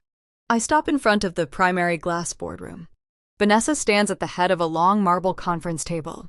She wears a striking crimson blazer, projecting an aura of lethal confidence. She is not a victim of a fraudulent marriage. She is my senior vice president of communications. I watch her dissect a complex public relations strategy for a room full of attentive junior executives. She commands the space with sharp, analytical precision. The corporate board members sitting in that room do not care about her former last name. They care about her intellect and her ability to execute a narrative. The alliance we forged in the ashes of that Thanksgiving dinner yields millions in legitimate corporate revenue. We removed the toxic liabilities from our lives and built an empire on a foundation of undeniable truth. We are two women who recognize the inherent value of unyielding pragmatism. The architecture of family is a concept built on a fundamental societal flaw. The traditional narrative dictates that genetics demand unconditional loyalty. Society expects you to endure decades of emotional manipulation, financial theft, and calculated disrespect under the guise of maintaining a bloodline. People sacrifice their own stability, their own mental health, and their own hard-earned leverage to appease relatives who view them as nothing more than an automated teller machine. They sit at mahogany tables and swallow insults because they are terrified of the silence that follows a severed tie. I view human dynamics through the lens of a forensic auditor. Loyalty is a premium currency, and shared genetics possess zero purchasing power in my ledger. Respect is earned through consistent, honorable action. When a network is infected with a hostile virus, you do not negotiate with the malware. You do not plead with the corrupt code to respect your digital boundaries. You quarantine the infection and delete it from the system. When toxic individuals demand access to your wealth and your peace, you apply the exact same protocol. You do not write a check to buy their temporary affection. You do not beg to remain inside a room where your intellect is treated as an inconvenience. You map their vulnerabilities. You acquire their debts. You surgically remove them from your ecosystem, and you let their own arrogance orchestrate their inevitable downfall. The foundation of true wealth is not measured by the capital sitting in your bank account or the square footage of your property. It is measured by the peace you secure when you lock the door and keep the predators outside. Thank you for joining me on Silent Vengeance Stories. If you have ever had to cut off toxic family members to protect your peace and your future, drop a comment below and hit the subscribe button. The ledger is officially closed.